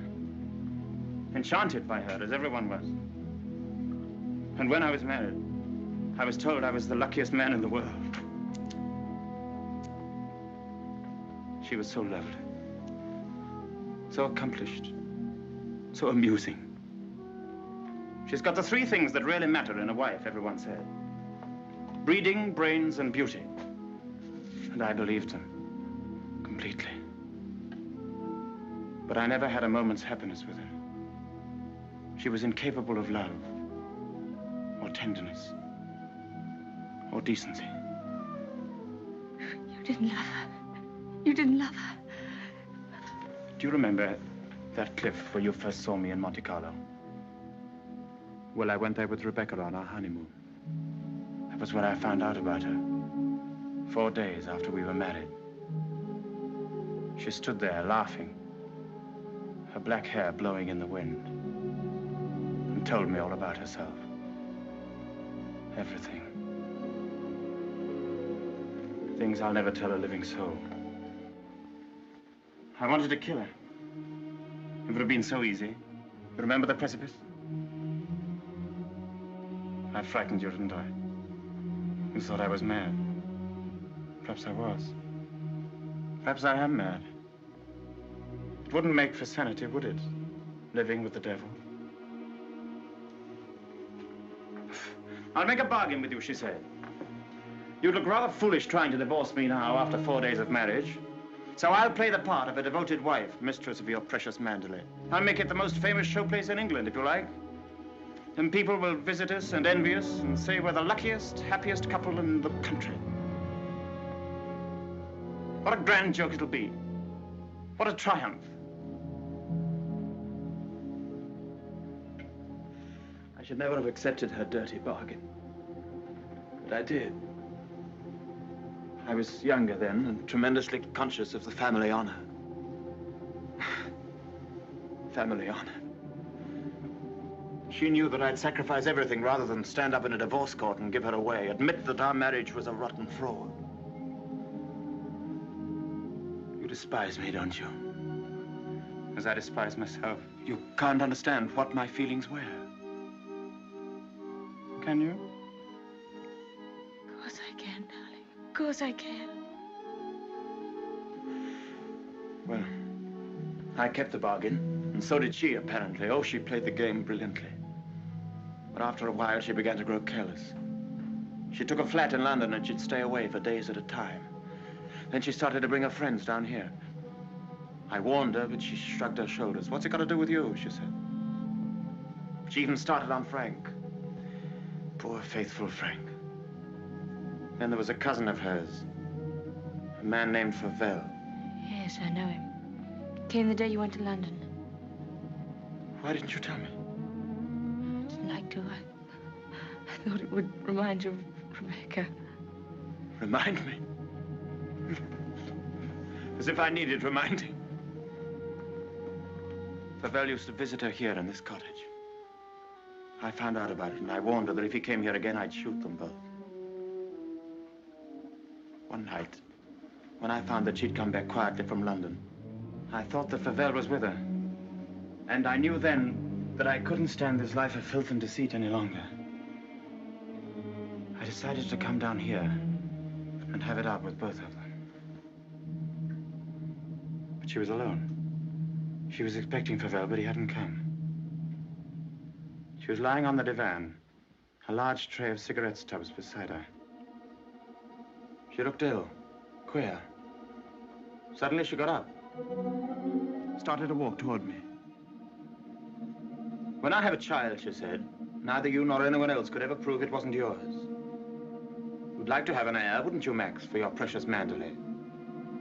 And she started to laugh. How funny. How supremely, wonderfully funny. I'll be the perfect mother, just as I've been the perfect wife. No one will ever know.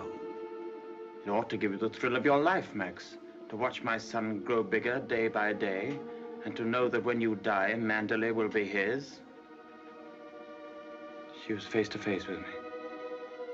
One hand in her pocket, the other holding a cigarette. She was smiling. Well, Max, what are you going to do about it? Aren't you going to kill me? I suppose I went mad for a moment. I must have struck her. She stood staring at me. She looked almost triumphant. Then she started toward me again, smiling. Suddenly she stumbled and fell.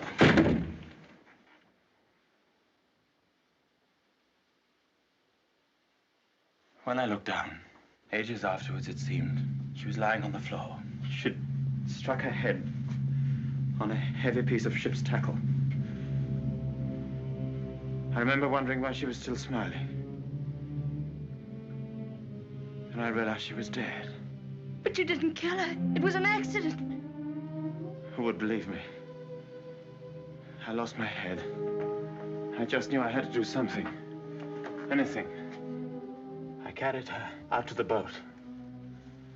It was very dark. There was no moon. I put her in the cabin. When the boat seemed a safe distance from the shore, I took a spike and drove it again and again through the planking of the hull. I opened up the sea cocks and the water began to come in fast. I climbed over into the dinghy and pulled away. I saw the boat heel over and sink. I pulled back into the cove. It started raining. Maxim, does anyone else know of this? No, no one except you and me. We must explain it. It's got to be the body of someone you've never seen before. No, they're bound to know her. Her rings, bracelets she always wore. They'll identify her body. Then they'll remember the other woman. The other woman buried in the crypt. If they find out it was Rebecca, you must simply say that you made a mistake about the other body. That the day you went to Edgecombe, you were ill. You didn't know what you were doing. Rebecca's dead. That's what we've got to remember. Rebecca's dead. She can't speak. She can't bear witness. She can't harm you anymore. We're the only two people in the world that know, Maxim. You and I. I told you once that I'd done a very selfish thing in marrying you. You can understand now what I meant. I've loved you, my darling. I shall always love you. But I've known all along that Rebecca would win in the end. No, no. She hasn't won. No matter what happens now, she hasn't won.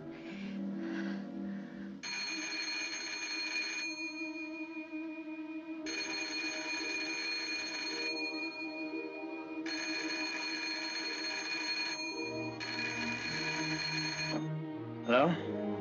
Hello? Oh. Hello, Frank. Hello, Frank. Yes. Who? Colonel Julian? Yes, tell him I'll meet him there as soon as I possibly can. What? Well, say, we could talk about that when we're sure about the matter. What's happened? Colonel Julian called. He's the chief constable of the county. He's been asked by the police to go to the mortuary. He wanted to know if I could possibly have made a mistake about that other body.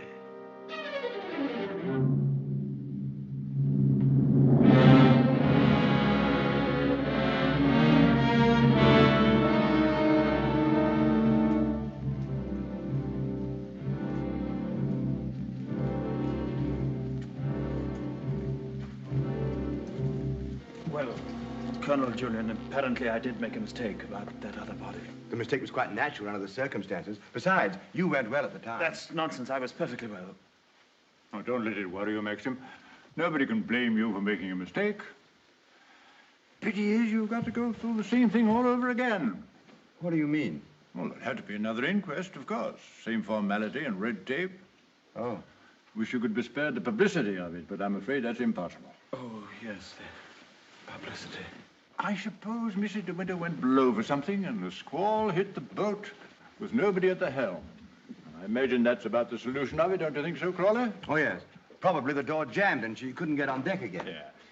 Tad, boat builder, will undoubtedly come to some such conclusion. Why, what would he know about it?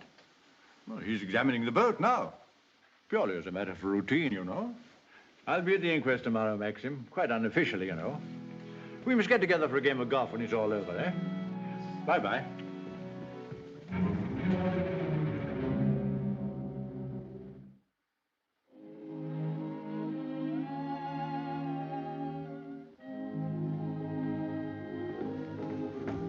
I have the evening papers, madam. Would you care to see them? Oh, no, thank you, Frith. And I prefer that Mr. De Winter weren't troubled with them either. I understand, madam. Permit me to say that we're all most distressed outside. Oh, thank you, Frith. I'm afraid the news has been a great shock to Mrs. Danvers. Yes, I rather expected it would be. It seems there's to be a coroner's inquest, madam? Yes, Frith, it's purely a formality. Of course, madam. I wanted to say that if any of us might be required to give evidence, I should be only too pleased to do anything that might help the family. Oh, thank you, Frith. I'm sure Mr. De Winter will be very happy to hear it, but I don't think anything will be necessary.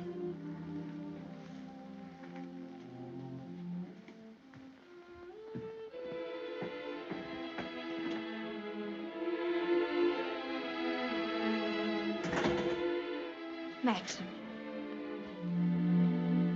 Hello, darling.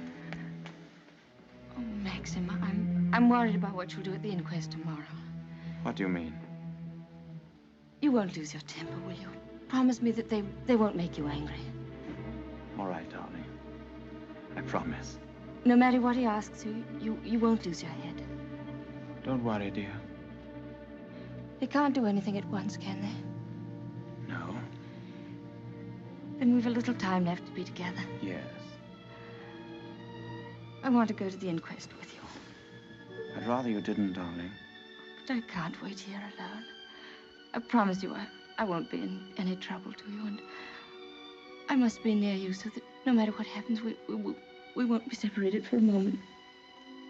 All right, dear. I don't mind this whole thing, except for you. I can't forget what it's done to you. I've been thinking of nothing else since it happened. It's gone forever. That funny, young, lost look I loved won't ever come back. I killed that when I told you about Rebecca. It's gone.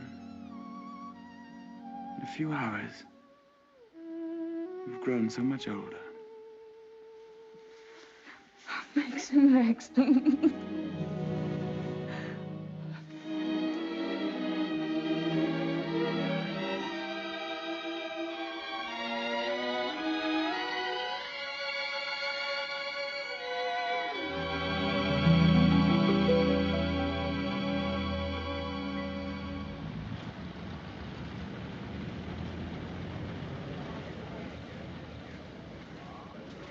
Black Jack Bridie was his name. The most important arrest I ever made. It must have been about 2 years ago now. Of course, there was no doubt about it. He was hung a month after I caught him. Hello, wait a minute. They've got old Balmy Ben up now. You remember the late Mrs. De Winter, don't you? She's gone. Yes, we know that. She went in the sea. The sea got her. That's right, that's right. Now, we want you to tell us whether you were on the shore that last night she went sailing. Eh? Were you on the shore that last night she went out when she didn't come back? I didn't see nothing. I don't want to go to the asylum. Them cruel folks there. Now, nobody's going to send you to the asylum. All we want you to do is to tell us what you saw. I didn't see nothing. Come, come. Did you see Mrs. De Winter get into her boat that last night? I don't know nothing. I don't want to go to the asylum. Very well, you may go. Eh? You may go now. Now, Mr. Tabb. Yes, sir. Step forward, please.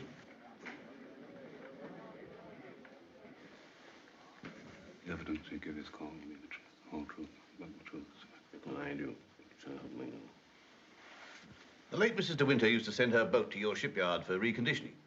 That's right, sir. Can you remember any occasion when she had any sort of accident with the boat? No, sir. I often said Mrs. De Winter was a born sailor. Now, when Mrs. De Winter went below, as is supposed, and a sudden gust of wind came down, that would be enough to capsize the boat, wouldn't it? Excuse me, sir, but there's a little more to it than that. Well, what do you mean, Mr. Tabb? I mean, sir, the seacocks. What are the seacocks?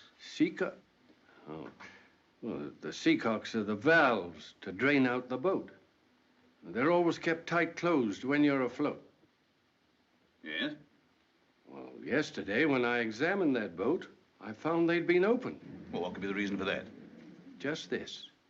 That's what flooded the boat and sunk her. Are you implying? That boat never capsized at all. I know it's a terrible thing to say, sir, but in my opinion, she was scuttled. And there's them holes. What holes? You know, planking. What are you talking about? Of course, that boat's been underwater for over a year. And tide's been knocking her against the ridge. But it seemed to me, them holes looked as if she'd made them from the inside. Then you believe she must have done it deliberately? Couldn't have been no accident. Not with her knowledge of boats. You knew the former Mrs. De Winter very well, I believe. Oh, yes. Would you believe her capable of suicide? No, frankly, I would not. You never can tell. You may stand down, Mr. Tabb. Mr. De Winter, please.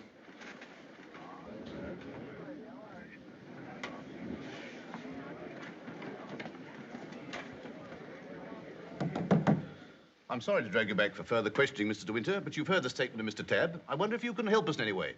I'm afraid not. Can you think of any reason why there should be holes in the planking of the late Mrs. De Winter's boat? Well, of course I can't think of any reason. Has anyone ever discussed these holes with you before? Well, since the boat has been at the bottom of the ocean, I scarcely think that likely. Mr. De Winter, I want you to believe we all feel very deeply for you in this matter. But you must remember that I don't conduct this inquiry for my own amusement. That's rather obvious, isn't it? I hope that it is. Well, since Mrs. De Winter went sailing alone, are we to believe that she drove those holes herself? Well, you may believe what you like. Can you enlighten us as to why Mrs. De Winter should have wanted to end her own life? I know of no reason whatever. Mr. De Winter, however painful it may be, I have to ask you a very personal question. Were relations between you and the late Mrs. De Winter perfectly happy? Were relations between you and the late Mrs. De Winter perfectly happy? I won't stand this any longer, and you might as well know now. My wife, she's fit. We'll adjourn till after lunch. Mr. De Winter, I presume you'll be available for us then? I told you should have had some breakfast. You're hungry, that's what's the matter with you.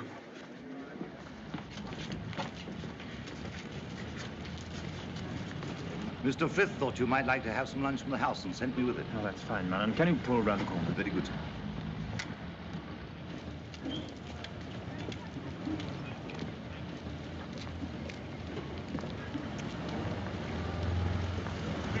Awfully foolish to have me fainting like that. Nonsense. If you hadn't fainted like that, I'd have really lost my temper. Darling, please be careful.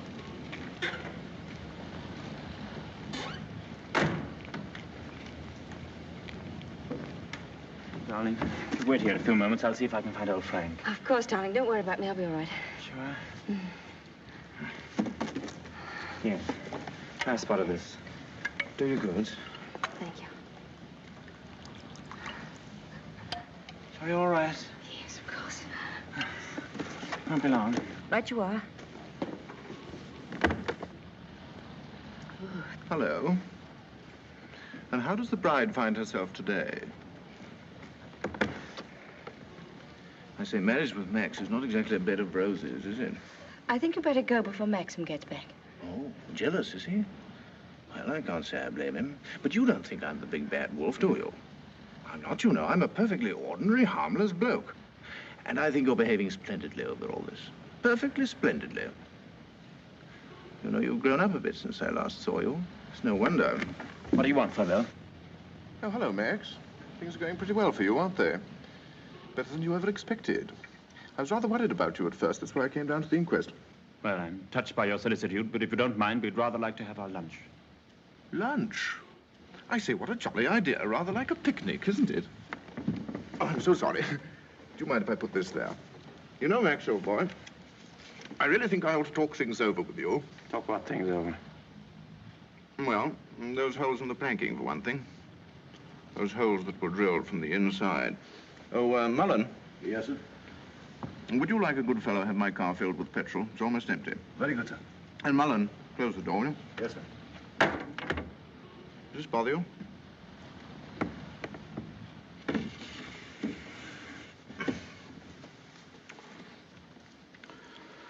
You know, boy, I have a strong feeling that before the day is out, somebody's going to make use of that rather expressive, though somewhat old-fashioned term, foul play. Am I boring you with all this? No? Good. Well, you see, Max, I find myself in a rather awkward position. You've only got to read this note to understand. It's from Rebecca. And what's more, she had the foresight to put a date on it. She wrote it to me the day she died. Incidentally, I was out on a party on that night, so I didn't get it until the next day. And what makes you think that note would interest me? Oh, I'm not going to bother you with the contents now, but I can assure you that it is not the note of a woman who intends to drown herself that same night. By the way, what do you do with old bones? Bury them, eh, what? However, for the time being... You know, Max, I'm getting awfully fed up with my job as a motor car salesman. I don't know if you've ever experienced the feeling of driving an expensive motor car that isn't your own, but it can be very, very exasperating. You know what I mean. You want to own the car yourself. I've often wondered what it'd be like to retire to the country, have a nice little place with a few acres of shooting. I've never figured out what it would cost a year, but I'd like to talk about it with you. I'd like to have your advice on how to live comfortably without hard work. Hello, Favell. Are you looking for me, Maxim? Yes. Mr. Favell and I have a little business transaction on hand. I think we had better conduct it over at the inn. They may have a private room there. Well, see you later. Find Colonel Julian. Tell him I want to see him immediately. Come on, Favell, let's go.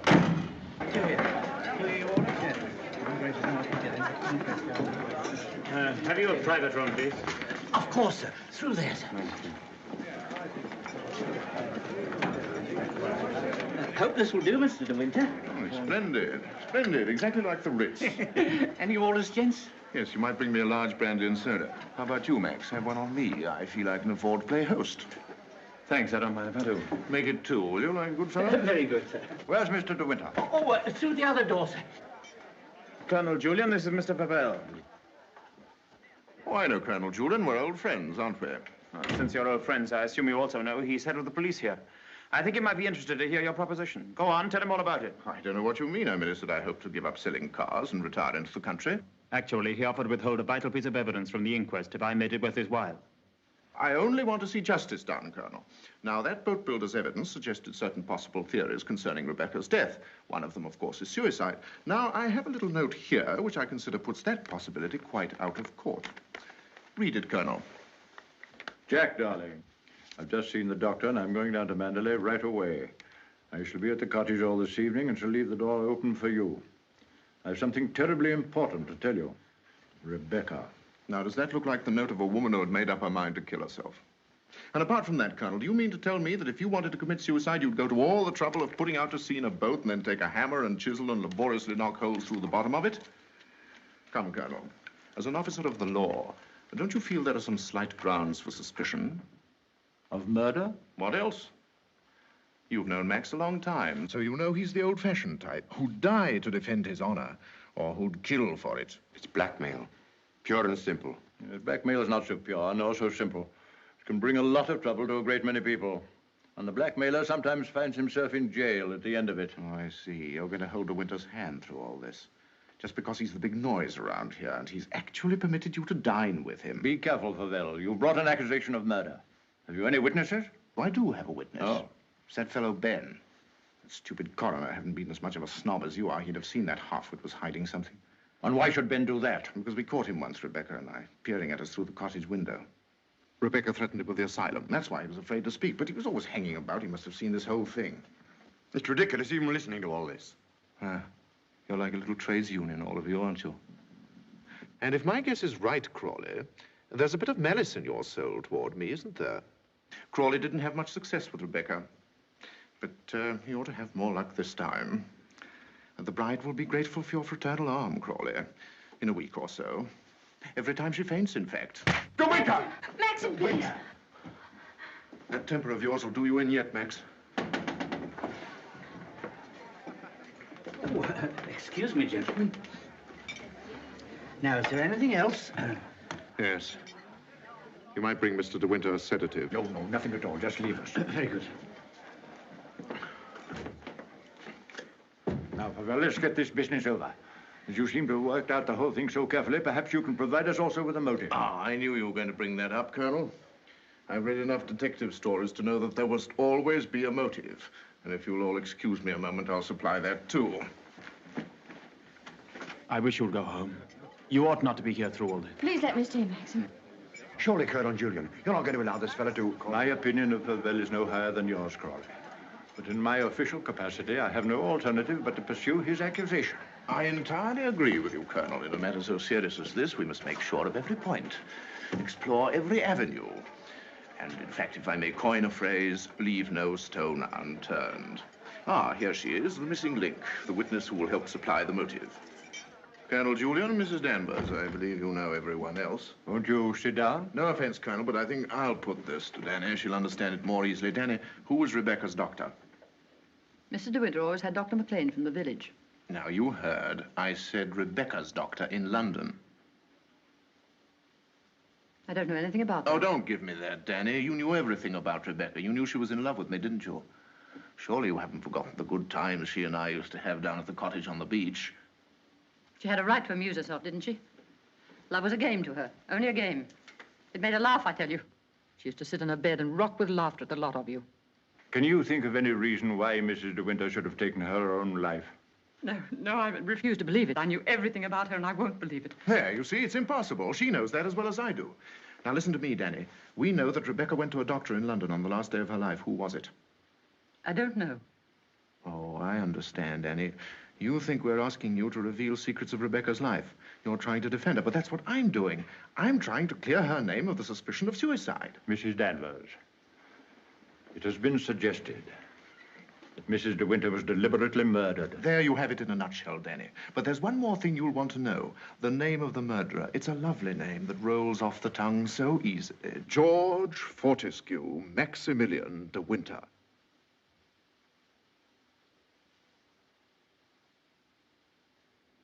There was a doctor.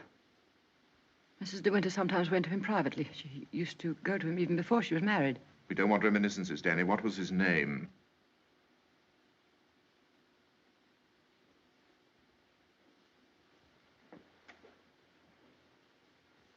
Dr. Baker, 165 Goldhawk Road, Shepherd's Bush. There you are, Colonel. There's where you'll find your motive. Go and question Dr. Baker. He'll tell you why Rebecca went to him, to confirm the fact that she was going to have a child. A sweet, curly-headed little child. It isn't true. It isn't true. She would have told me. She told Max about it. Max, who knew he wasn't the father, so like the gentleman of the old school that he is, he killed her. I'm afraid we shall have to question this, Dr. Baker.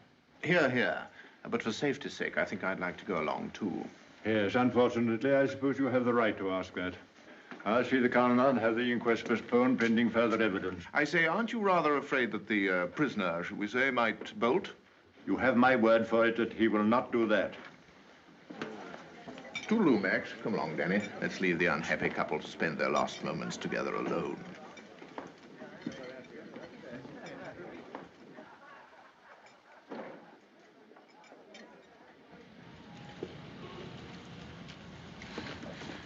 Are you sure you don't want me to go with you, Max?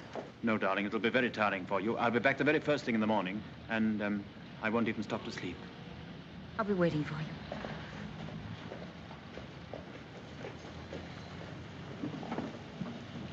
you. Ready, Maxim? Yes. You two go on ahead. I'll follow with Favell.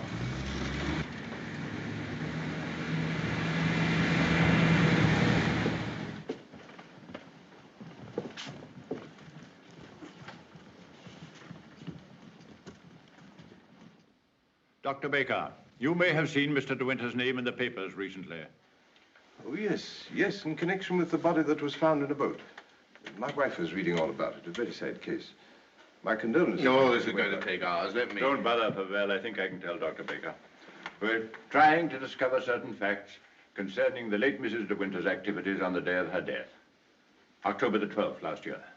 And I want you to tell me, if you can, if anyone of that name paid you a visit on that date. I'm awfully sorry. I'm afraid I can't help you. I should have remembered the name De Winter. I've never attended a Mrs. De Winter in my life. Well, how can you possibly tell all your patients' names? I can look it up in my engagement diary, if you like. Did you say the 12th of October? Yes. Here we are.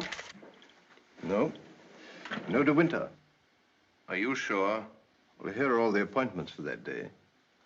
Ross, Campbell, Stedall, Perino, Danvers, Matthews. Danny? What the devil? Would you read that name again? Did you say Danvers? Yes, I have a Mrs. Danvers for 3 o'clock. What did she look like? Can you remember? Yes, I remember her quite well. She was a very beautiful woman. Tall, dark, exquisitely dressed. Rebecca. The lady must have used an assumed name. Is that so? This is a surprise. I'd known her a long time. What was the matter with her? My dear sir, there are certain ethics. Could you supply a reason, Dr. Baker, for Mrs. De Winter's suicide? For her murder, you mean? She was going to have a kid, wasn't she? Come on, out with it. Tell me, what else would a woman of her class be doing in a dump like this? I take it the official nature of this visit makes it necessary for me to... I assure you, we'd not be troubling you if it were not necessary. You want to know if I can suggest any motive as to why Mrs. De Winter should have taken her life? Yes, I think I can. The woman who called herself Mrs. Danvers was very seriously ill. She was not going to have a child. Well, that was what she thought. My diagnosis was different. I sent her to a well-known specialist for an examination and x-rays. And on this date, she returned to me for his report. I remember her standing here, holding out her hand for the photograph. I want to know the truth, she said. I don't want soft words in a bedside manner. If I'm for it, you can tell me right away. I knew she was not the type to accept a lie. She'd asked for the truth, I let her have it. She thanked me. I never saw her again, so I assumed that... What was wrong with her? Cancer. Yes, the growth was deep-rooted. An operation would have been no earthly use at all. In a short time, she would have been under morphia. There was nothing that could be done for her, except wait. Did she say anything when you told her? She smiled in a queer sort of way. Your wife was a wonderful woman, Mr. De Winter. And, oh, yes, I remember she said something that struck me as being very peculiar at the time. When I told her it was a matter of months, she said, "Oh, no, doctor, not that long." You've been very kind. You've told us all we wanted to know. We should probably need an official verification. Verification? Yes, to confirm the verdict of suicide. I understand. Can I offer you gentlemen a glass of sherry? Oh, very kind. I think we ought to be going. Thank heaven we know the truth. Oh, dreadful thing. Dreadful. A young and lovely woman like that. No wonder I never had the remotest idea. Neither did Danny, I'm sure. I wish I had a drink. Will we be needed at the inquest any further, Colonel Julian? No. I can see to it that Maxim's not troubled any further. Thank you, sir. You ready to start, Colonel? No, thank you. I'm staying in town tonight. And let me tell you, Favell, blackmail is not much of a profession. We know how to deal with it in our part of the world, strange as it may seem to you. Well, I'm sure I don't know what you're talking about. But if you ever need a new car, Colonel, just let me know. It's impossible to thank you for your kindness to us through all this. You know what I feel without my saying it. Not at all. Put the whole thing behind you. But let your wife know she'll be getting worried. Yes, of course. I'll phone her at once, then we'll get straight down to Mandalay. Goodbye, Crawley. Maxim's got a great friend.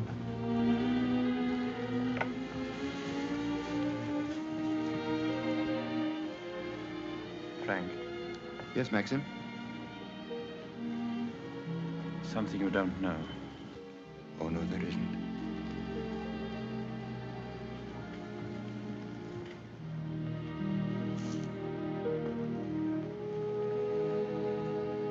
I didn't kill her, Frank.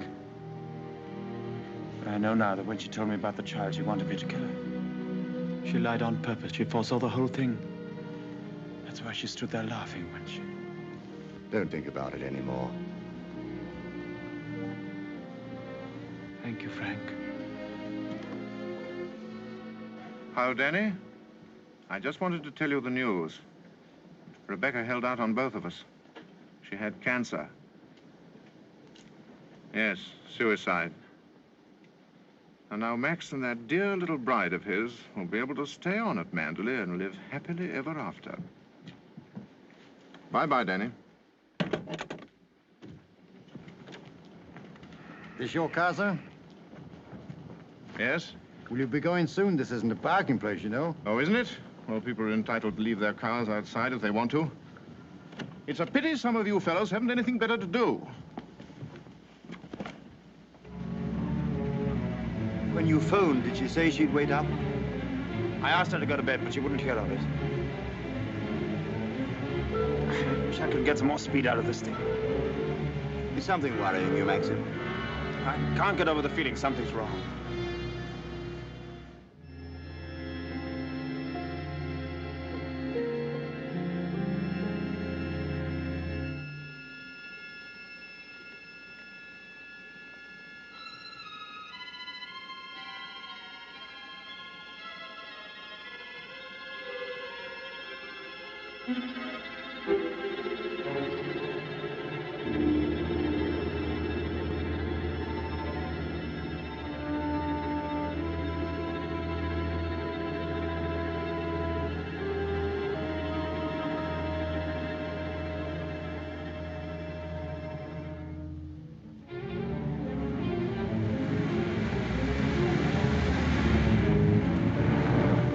Frank.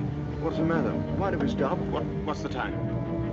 Well, this clock's wrong. It must be 3 or 4. Why? That can't be the dawn breaking over there. It's in the winter that you see the northern lights, isn't it? That's not the northern lights. That's Mandalay.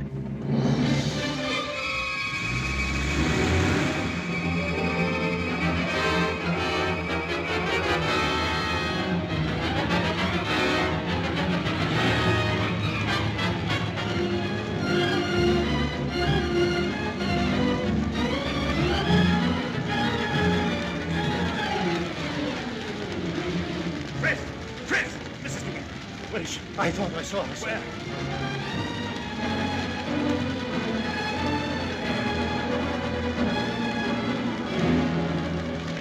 Maxim!